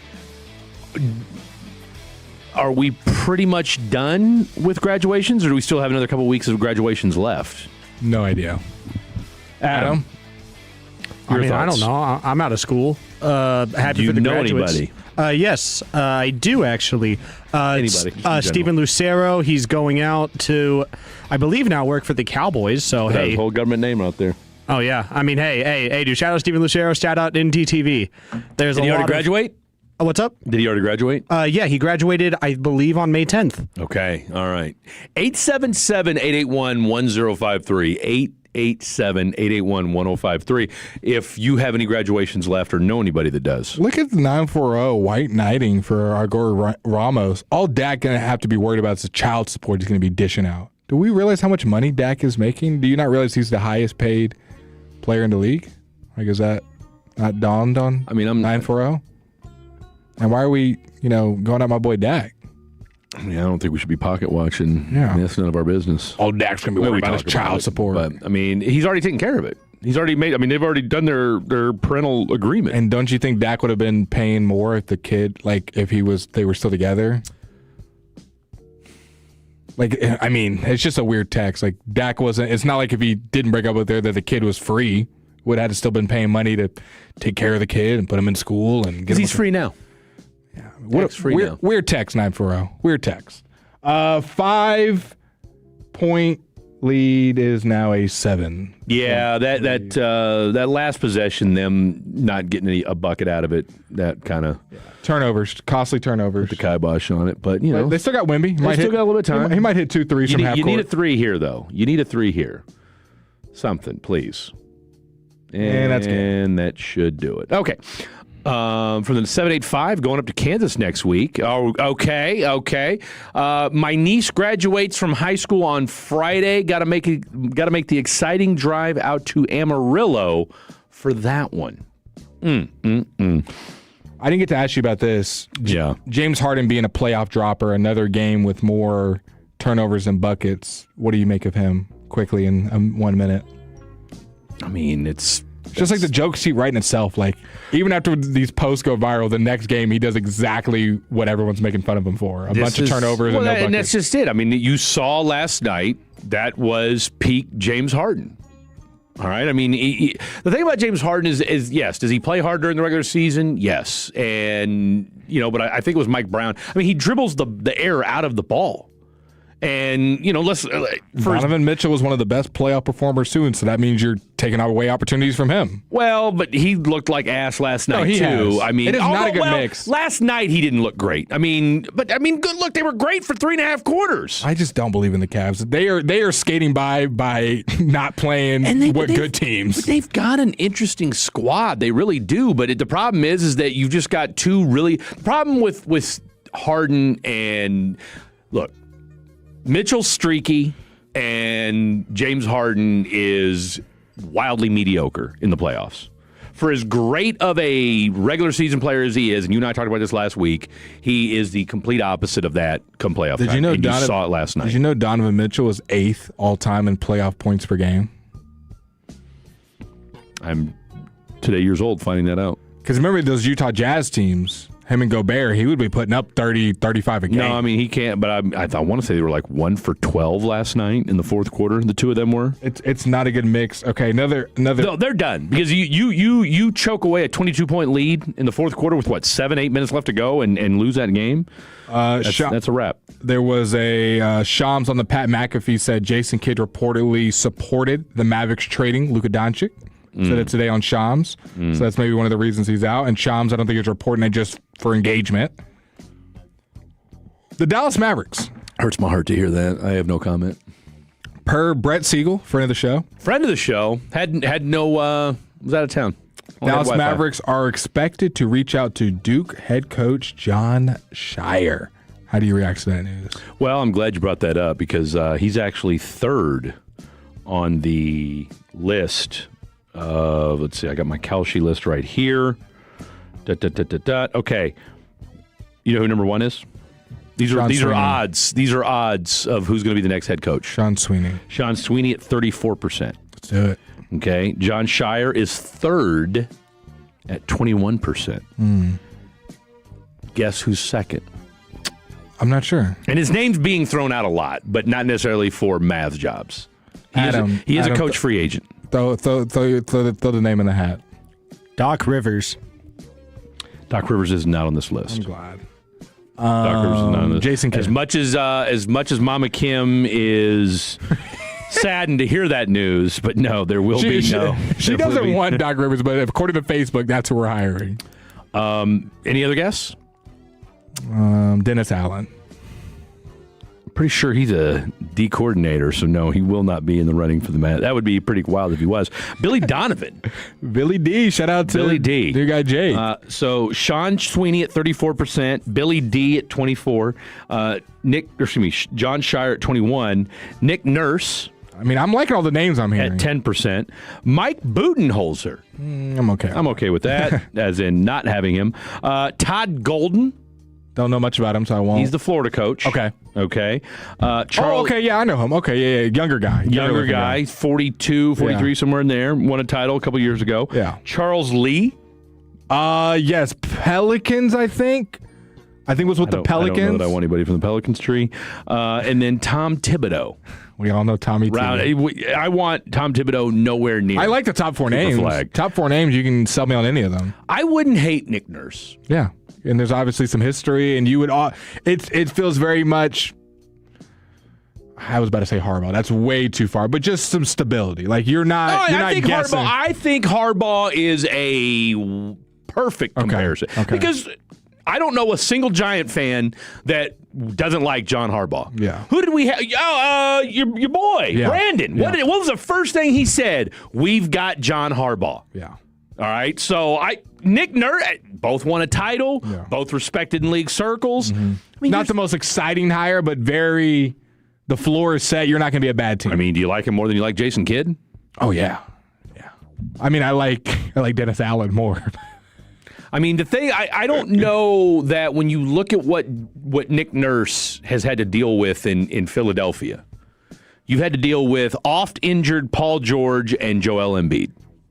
And you beat the Celtics. Some other NBA news. There was an account, Raw Footage Records, that made a graphic with LeBron that said, "Come home." It's him in a Cleveland uniform. Yeah. And guess who liked the post, ladies and gentlemen? LeBron did. LeBron James liked the post. LeBron ain't going kind of endorsing him coming back home. LeBron ain't going to Cleveland. Miami is now the overwhelming favorite to land Giannis. ESPN Bobby Marks has mocked up a trade. Miami gets Giannis. Would you do this deal if you're both sides? Milwaukee gets a 2026 first, so they're first this year, 2031 first, 2033 first, swaps in 2029, Nikola Jovic, not Jokic, Khalil Ware, who I like a lot. Well, it is hard to trade a guy that's not on your team. And Tyler Hero. If I'm Miami, if I'm Milwaukee, I'd do that in a heartbeat. Yeah, absolutely. Because you're not going to get anything better than that. I'm getting 4 picks and 3 players, and Giannis already wants out, and he's 33. Yeah. He's not 33, is he? I think he's 31. I think he's 32, actually. Might be 32. But by the way, OKC won. If you're which team says no first? I mean, I don't know that. If you're Miami and that's the offer you're putting out, I'm not giving you any more than that. I've given you 3 first-rounders and 3 players. 3 first, a swap, and 3 players. And and look, Khalil Ware is a solid NBA center. I like him. All right, so Tyler Hero is arguably the most. I was gonna say best scorer, but Bam. 1A, 1B. Yeah. He's a. What do you average last year? 20 a game. I don't have the numbers in front of me, but I would guess like 17 to 20. If you're the, Stats. He averaged 20.5 points a game this year. Yeah. Now, granted, he only played 33 games. Yeah. But last year, he averaged 24 in 77 games. The problem with Tyler Hero... And he's been in some weird, like, six-man roles, too, where he'll be like a six-man, then start, and then not be at the end of the game. Here's the thing. You're going to get 20 a game from him. The problem with Tyler Hero is 2 out of the last 3 years, he hasn't played more than 42 games. Now, he did play 77 last year, and before 2023, he never played more than 67. So that's if there is a downside to Tyler Hero, is he is a little bit injury prone. If you missed it, but he's only 26. The All-NBA, he's your age. The All-Rookie teams were named. No surprises. None. Cooper Flagg, VJ Edgecombe, and Concanapple, all unanimous. They got all votes for first team. Dylan Harper and Cedric Coward make up the rest of the first team. Now, I do have a little bit of some quiz for you, though. Here's my real quick, though. Let me look this up just for a second. All right, so you're saying if that were to take place, the that trade, okay. I mean, look at, I've got their roster up here right now. I mean, are you talking about Milwaukee?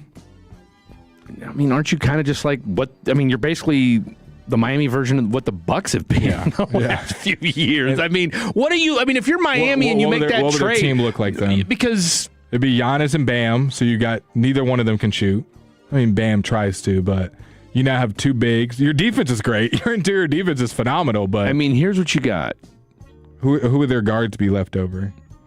I mean, you'd have Jamie Jaquez. Jaime Jaquez, yeah. Davion Mitchell. Who's fun, but not a starter. Norman Powell. I like him a lot. He's good. That's probably why he's also going to be 33. Yeah. And Andrew Wiggins, who's going to be 32. I don't know who their starting point guard is in this one. Drew Smith. Pele Larson. Shut up, Pele Larson. Kashad Johnson. I mean, Jameer Young.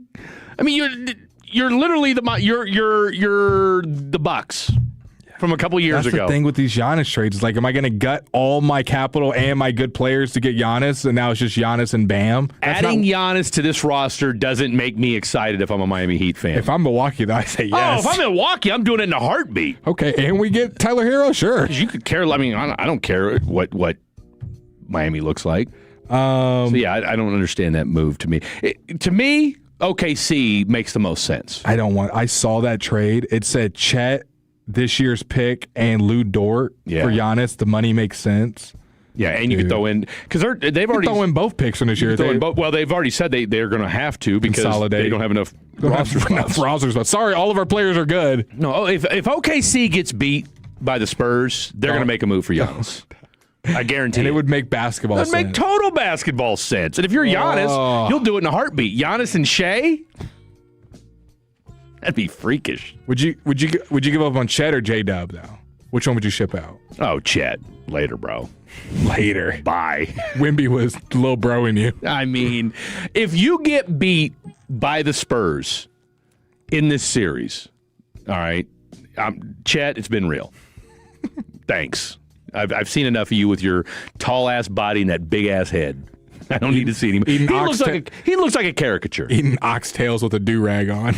With that crazy, I mean, his head, how can a guy that's 7'2" have a head that's too big for his body? Okay, what other Mavericks are named to an all-rookie team, first or second team? There's a couple names on the list. Let's see, Adam, help him out. Well, Luka's got to be on there. Luka, 2018-2019, All-NBA first team. J. Kidd, 1994, All-NBA first team. You can name second team guys too. You don't have to always be first team. There's still like Roy Tarpley. 1996, correct. First team. Let's go Rolando Blackman. Incorrect. Rowe wasn't on an all-NBA rookie team? That is correct. He was not. I can't remember his last name, but Jamal Mashburn? Yes. 1993. What about Dirk? No, sir. Dirk wasn't on an all-rookie team. No, he was not. I'm going to go Josh Howard. Josh Howard, second team in 2003. Come on now. By the way, the other name, Sam Perkins in 1984. Wow. NBA first team. Sam Perkins. All rookie team. Jay Vincent, 1981. Sam Perkins was ahead of his time. And then the second team guys, you missed Derek Lively. 2023 made the second team. Oh, damn. Dennis Smith Jr. in 2017 made the second team. We're throwing some names out there. Wow. Here's a name of all Friend names. of the show, by the way. Yes. 2016. Does anybody have any idea what name I'm about to say? Second team. Small guy. Small. Like small. Under 6 foot. Was he like 5'2"? Muggsy Bogues Jr. Think of a cartoon character. A bear. Who? Winnie the Pooh? Yogi Ferrell. Wait, Yogi Ferrell. Yogi Ferrell in 2016. Adam had it on the tip of his tongue. By the way, Giannis will be 32 in December. Okay, so he is 31. And then Marquise Daniels in 2003 made All-NBA second team for the Mavs. Oh, wow. Okay. Marquise Daniels. I think Yogi Ferrell was the most surprising one. I did not realize he made All-NBA second team. Yogi Ferrell. What a name. Nah, bro.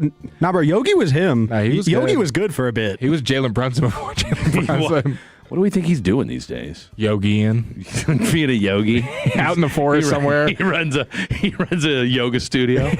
Was that not the best cartoon growing up? What? Oh, Yogi and the Bear. Yogi. No, but Yogi and the Bear. No, but who was the main bear? Hey, Boo Boo. Ranger Rick? What the hell was the name of him? 877-881-1053. Let's see. No, what's the show where they whistle? Black and white. Goated show. They whistle in the intro. That does not narrow it down. It's black and white. It's the most iconic show with the whistle in the intro. The Andy Griffith Show. The Andy Griffith Show. What's that got to do with Yogi Bear? I said the best cartoons or best show. I know it's not a cartoon. The best shows. That and Yogi Bear were my two favorite things growing up. I watched those. Hey, Boo Boo. Steal a big in the basket. So I'm going to watch it when I get home. By the way, I'll give you $1 if you can tell me what Yogi's real name is. Boo Boo. Yogi Farias. Let's put it this way. He shares a first name with a producer here at the Dylon Farrell. Do you want to take a guess at him? Redheaded Batty Farrell. Jet Farrell.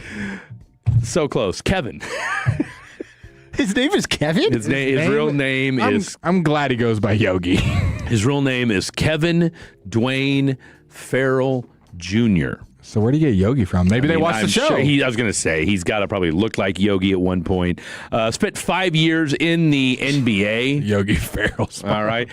Finished 8th in Rookie of the Year voting. Wow. Wow. The fact that he finished 8th in Rookie of the Year. He finished 8th. Lost in the archives. No one would know that. That could be a right now trivia question that you ask people. Who finished 8th in Rookie of the Year in 2016? You'll never guess in a million years who won the Rookie of the Year that year. I should know this. Michael Carter Williams. No, he won. Well, you're right. But not that year. 2016. You'll never guess in a million years. You'll never. I should. He won Rookie of the Year. Oh my God. He's not even in the NBA anymore. I assumed. He's not even in the NBA 2016. anymore. Give me a hint. What position does he play? He is a forward. For what team? No, I'm sorry. He's a guard. For what team? Back then? Yeah. Milwaukee. I can get this. Oh my gosh, it's right there. I know who it is. Pat Connaughton. I don't know. No, it's not Pat Connaughton. Pat Connaughton. Just say the name. I'm going to be so pissed. I'll give it to you. Give me the first name. Give me the first name. Or give me the first letter. Joel Embiid was 3rd. Buddy Hield was 4th. Jamal Murray tied for 5th. Oh my gosh. Rodney Magruder finished 8th with Yogi Ferrell. What a class. What does the guy's name start with? An M. Just tell me. I'm going to... Malcolm Brogdon. Malcolm Brogdon. I knew it. Because he also then, a couple years later, won Defensive Player of the Year. Sixth Man of the Year. Sixth Man of the Year. Sixth Man of the Year. Oh, my God. I could have got that if I'd have said it. Malcolm Brogdon. All right. 877-881-1053. 877-881-1053. It's time for Fatties on the Phone. You've heard from us. Now, let's hear from you. Sean and RJ, the KNC Masterpiece.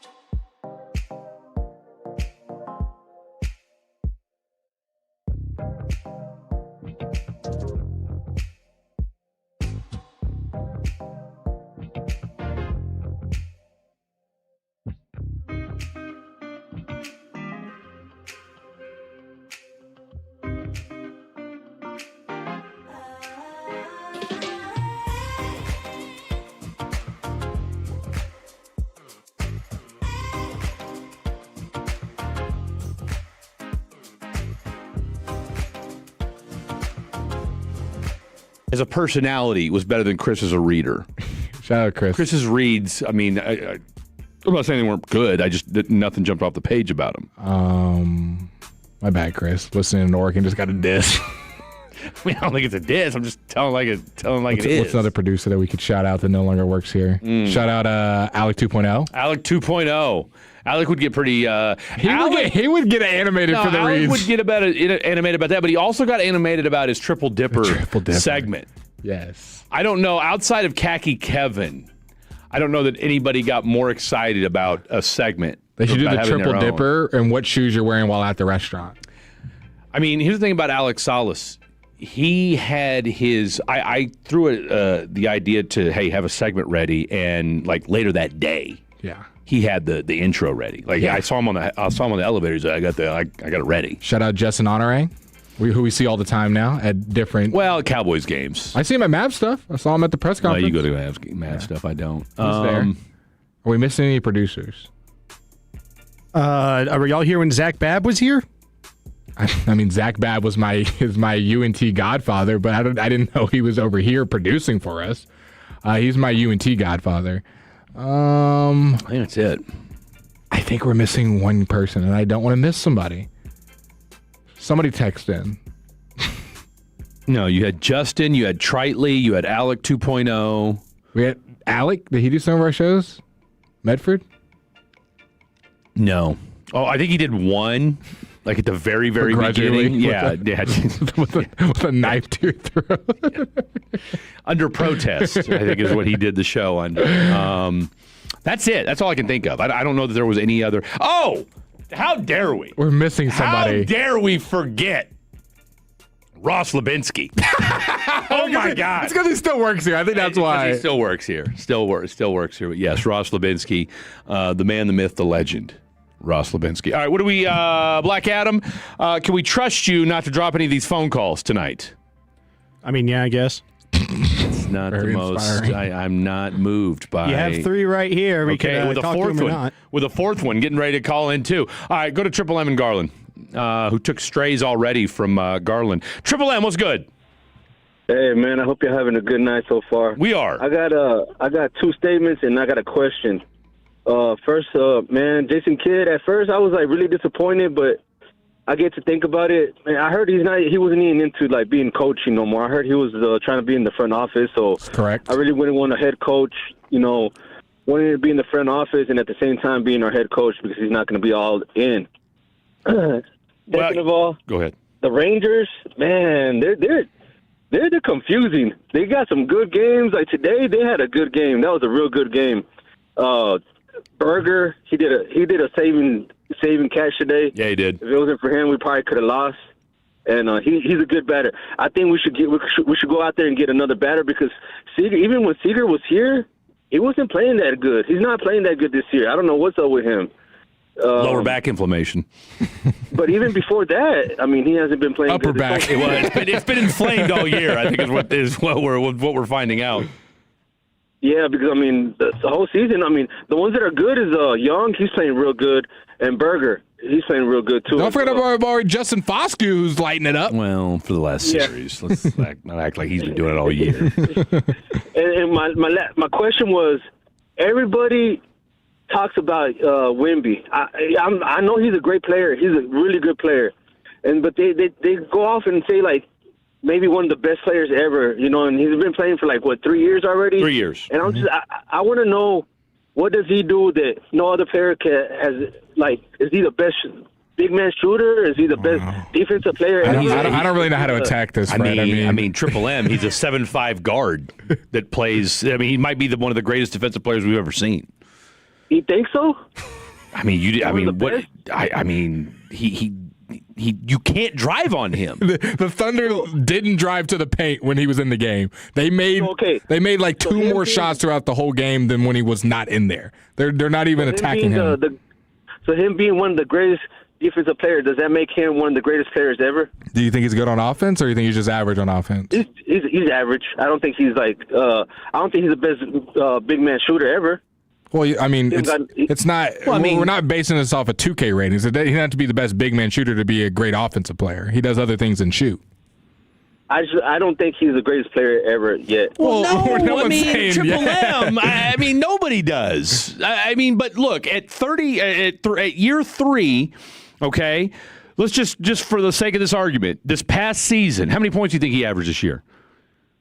I think it was like 30 or 28 or something. Not quite. Like that. No, I mean, hell, you're giving him more credit than what he actually did. He averaged 25 points a game this year. Okay, he averaged 25 points a game this year. He averaged 11.5 rebounds, 3 assists. He shot 50% from the field and averaged 3 blocks a game. All right, and was the defensive player of the year, and shot 35% from 3 at 7'4". And right now, you've got, I mean, he's got the San Antonio Spurs tied 1-1 with the Oklahoma City Thunder, the defending champion. And, I mean, did you watch Game 1? Yes, sir. Okay, so you watched Game 1. There's no way you had this take after Game 1. You know what I'm saying? Like, you didn't watch Game 1 and think to yourself, like, oh, my God, if this guy stays healthy, we might be watching one of the greatest basketball players of all. If he stays healthy and continues this, like, you didn't think to yourself, like, wow, I've never seen anything like this before. Like, it's hard, man. I mean, I've seen some good players going up. Well, we all have. But when have you, but again, just real quick, when have you ever seen anybody even remotely close to what Victor Wembanyama can do? I mean, not an overall player. Never. Like him, not an overall player. That's what I'm saying. So what about that doesn't make you think, like, man, if this dude keeps this up, like the trajectory he's on, I mean, what if the Spurs win a title this year? And then win it again next year. You know what I'm saying? Like, this dude in his third year, if they win a title in his third year, that won't solidify to you, like, this dude's won. I mean, if he wins a title this year, he could stake the claim to being the best player in the NBA in year 3. You know what I think it is? Is my hate towards the Spurs. Okay, see? And you know what? I appreciate you saying that, because that's like when me and Blake were going back and forth on Jason Kidd, right? He hates Jason Kidd, but then he started giving out some information about it. Okay, I understand. Look, we all have our personal bias, right? Whether depending upon what the topic is. And so, yes, you dislike the Spurs, and therefore that is influencing your thought and take on Victor Wembanyama, which I respect. I don't think it's right, but I respect that you don't, because you dislike the Spurs, you don't like Wembanyama, and I can appreciate that. Hey, I have a blessed night, man. Thanks Triple M, you're the best. You're the best. What a take. I'm glad we entertained that, because I really wanted to hear what his argument was. I'm like, there's no way you watch Game 1. Like, he's just okay. I hate the Spurs. I hate the Spurs. You know what? That's fair. I can appreciate that. All right, let's go out to Tim in Carthage. What's up, Tim? I don't know if you're on the fan cam or not, but I'm rocking my new Carthage ball cap just for you.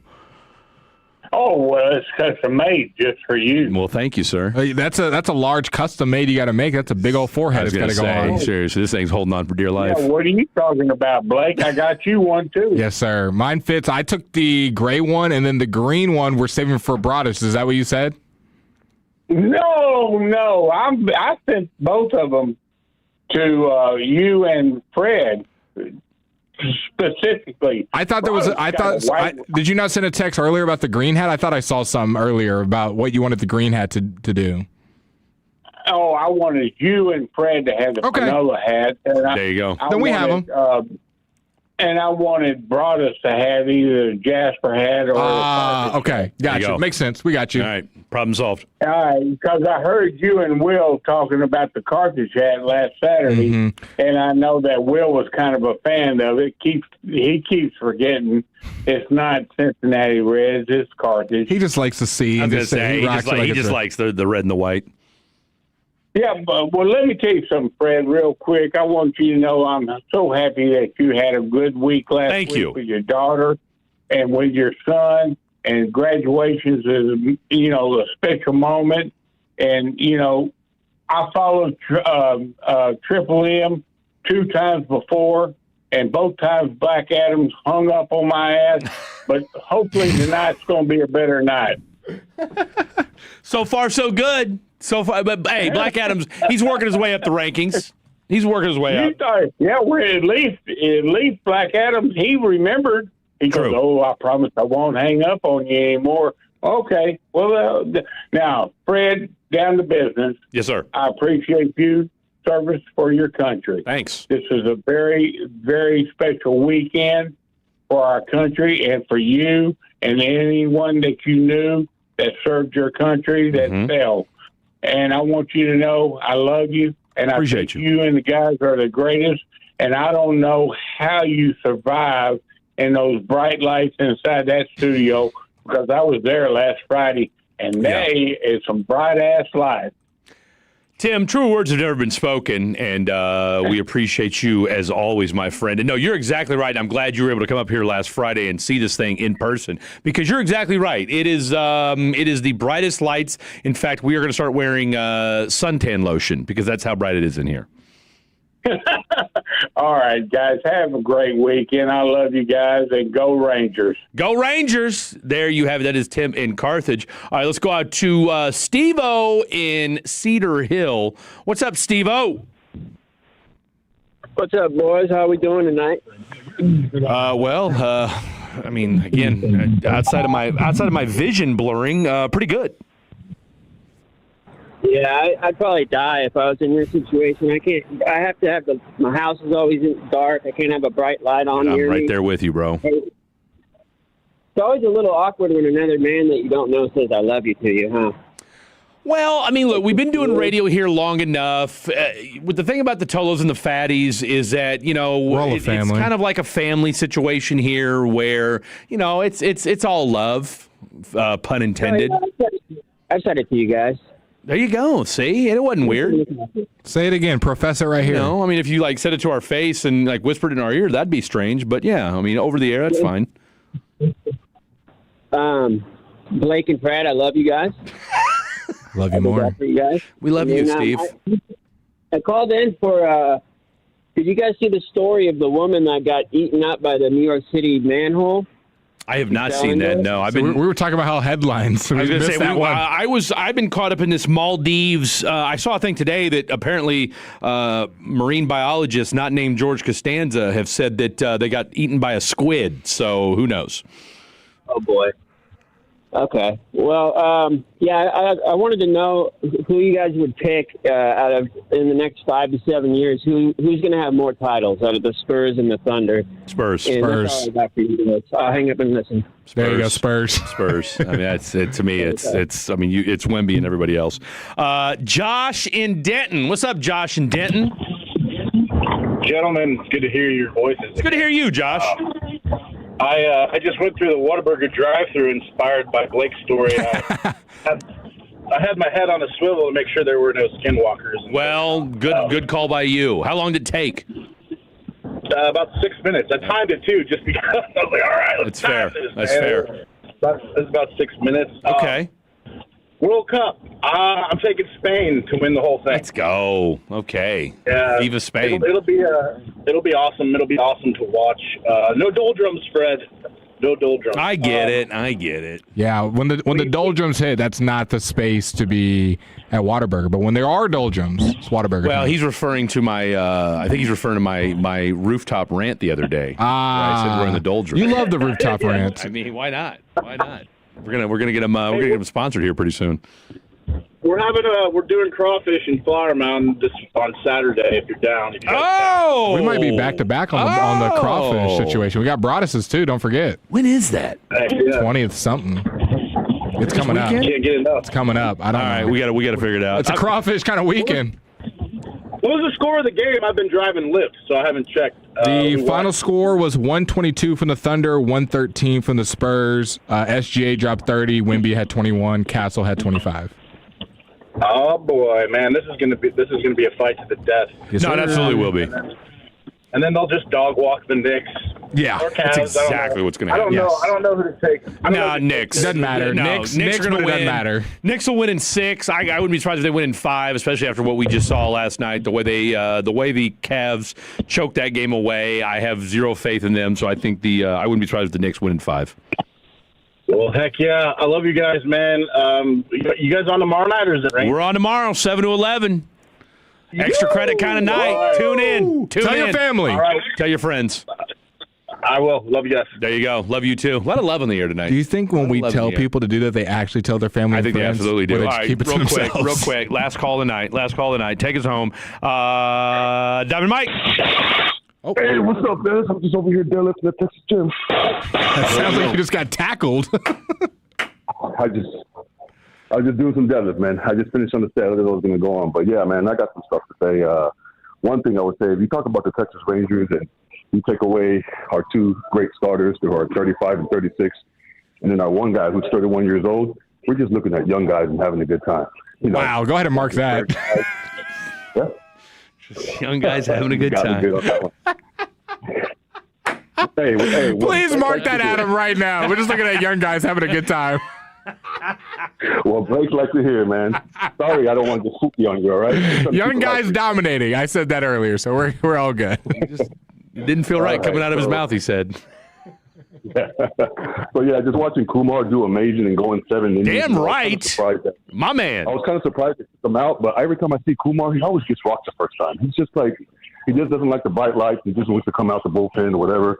And then Jack Leiter, I'm always a big fan of Jack Leiter, so he's always cool, calm, and composure. So now when I think about it, I'm not even trying to watch Uvalde or DeGrom because they always get rocked like in the first 2 innings and we're down by 6. So that's my Rangers take. My basketball take, I'm with Triple M, man. I just don't like that 35 team on San Antonio. I'm a big fan of Charles Barkley, and I never saw no talent. Much now, I saw negative talent, and their food is overrated. It's not even good. The burritos are mid, or maybe I would say trash at some point. So, but I accept the fact that Wemby, man, year 3, year 4, bro, they're probably gonna get a ship or 2, and it's gonna be like me watching David Robinson pass it off to Tim Duncan. That's what it feels like, man. That's exactly what. Look, I mean, he's going to be better than both of them. I mean, he's better than those two already, and I think it's only going to get. Again, and Masai's got his work cut out for him. Let's just put it that way. And also, man, I've never been a Kid fan ever since he crashed his Escalade into a tree when he was about to be a coach with the Knicks. What a callback. He didn't take it serious. He never took it serious. So I don't think he took the Mavericks serious. The way he kind of bold-faced lied us, he was just trying to play that GM card. So he was playing that GM card to someone else to take him. And we already know we got this GM. So he just played us, man. He just played his part. When we think about it, the Mavericks were nothing when we got him. So we were just looking for the hometown hero. But he was never a hometown guy. So I remember when he came here with the Triple J's, I was 10 years old, and he wasn't that dude for Dallas. He was just skimming in and playing in Reunion Arena. So I'm glad that he's gone. He's a part of history that we don't need. Us in Dallas, we got to stay together. Damn. Who's gonna Tell you what, Diamond Mike dropping dimes tonight. Dropping dimes. My man, hey, lift with your legs, not with your back. Be safe out there tonight. We're up against it. We got to do haikus. Diamond Mike, another great call from you as always, my friend. Appreciate it, guys. There you have it. The one, the only, Diamond Mike. All right, when we come back, final segment, haikus. Don't go anywhere. This is the Fan After Dark.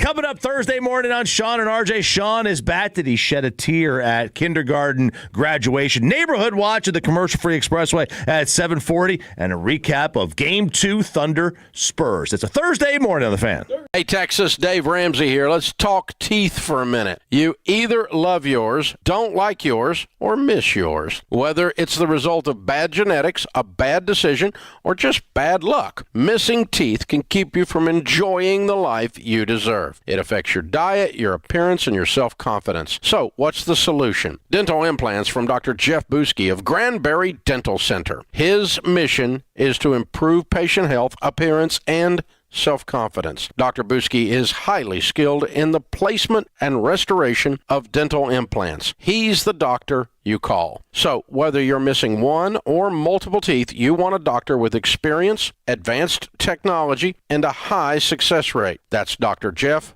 Buski. Life's too short to not love your smile. Call Dr. Jeff Buski today.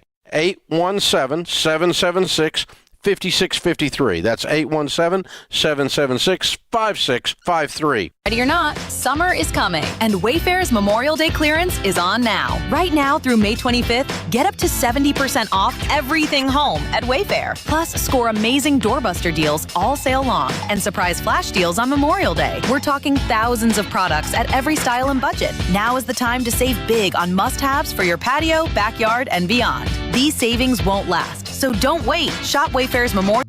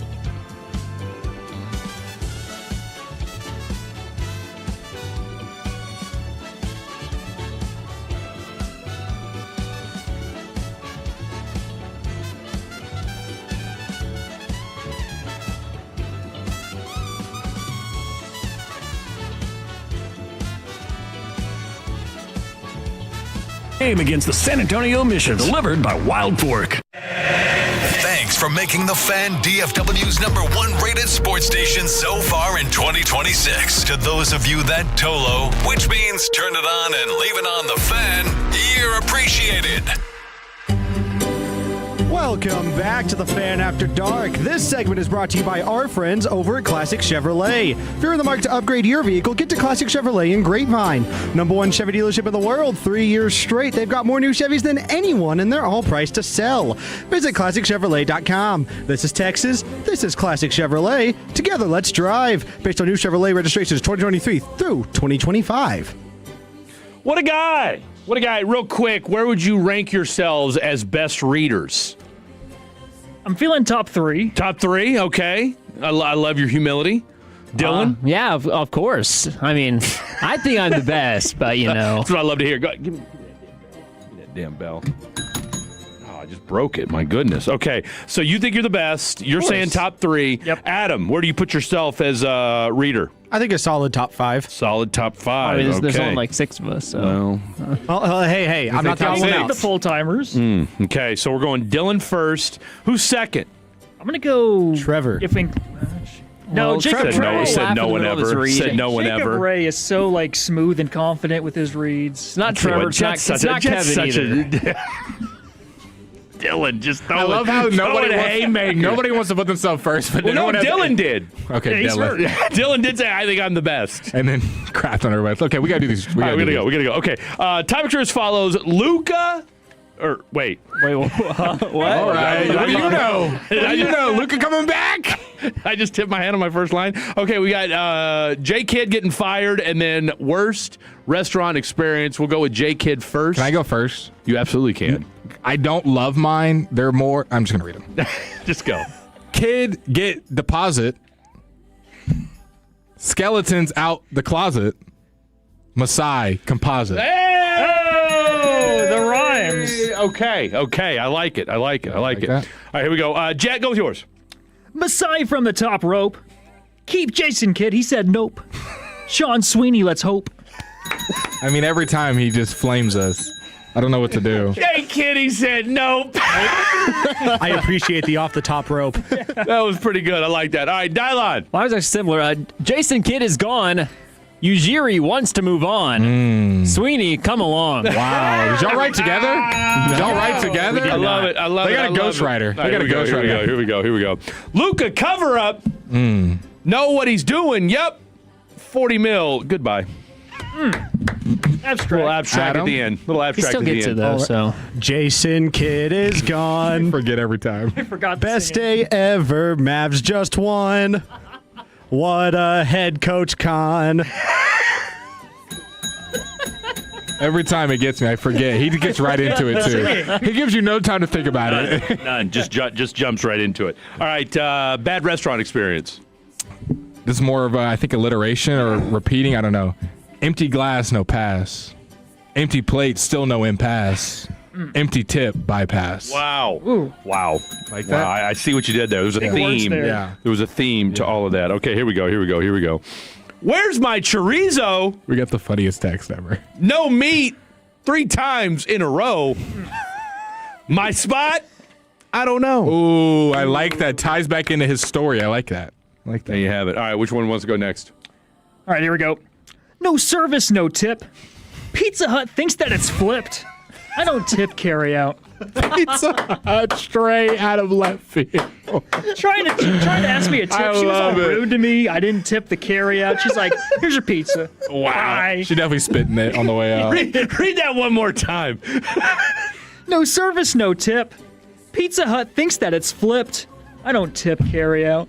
That's phenomenal. It didn't even rhyme. That was perfect. Tip carry out. All right, That was Dylan. straight some poetry slam. Yeah, I don't tip carry out. Yeah, it was. Okay. Cold burgers and fries. Waiter leaves us high and dry. The bill is too high. Nice. I mean, we rushed this, and this is some of our best work. There has not been a bad one. That's what we do. Adam? Roadhouse waitress sucks. Brought us nothing, tipped no bucks. Food was bad too, yuck. Did Brian Broaddus just catch a stray? Was that what you said in the Broaddus? Was bad. Roadhouse. Also, Oh, we got maybe the text of the night. Trevor makes me, in all caps, not want to buy the products that he's promoting. All right, so let's real quick. We got how much do we got? Oh, we got about 30 seconds. We got a minute. All right, so we're gonna say Dylan first. Top readers. Dylan first. Who's second? I said Jacob Ray. Or I'm second. I will take that honor. All right, we'll go J. Ray third. You said, what'd you think you were? Top 5. Top 5? You know what? Adam. And then Kevin. Fourth. I agree. Khaki fifth. And bringing up the rear, which he loves to do. Trap House Trevor. Pause. Okay, real quick. Blake. Trevor 6. Khaki 5. Adam 4. Degenerate Jake 3rd. Jet 2nd. Dylan 1st. I couldn't disagree with that rankings more, but tomorrow's show, I'll talk about it. Well, you disagree with that? Every single one on there. Wow. I'll break it down on tomorrow's show. Shout out to Kevin Gray. Shout out to Grant Asith. What a show it's been tonight. For Black Adam, Jet, Dylon, Blake, Fred. Good night. God bless. We'll see you tomorrow. Tolo means turn it.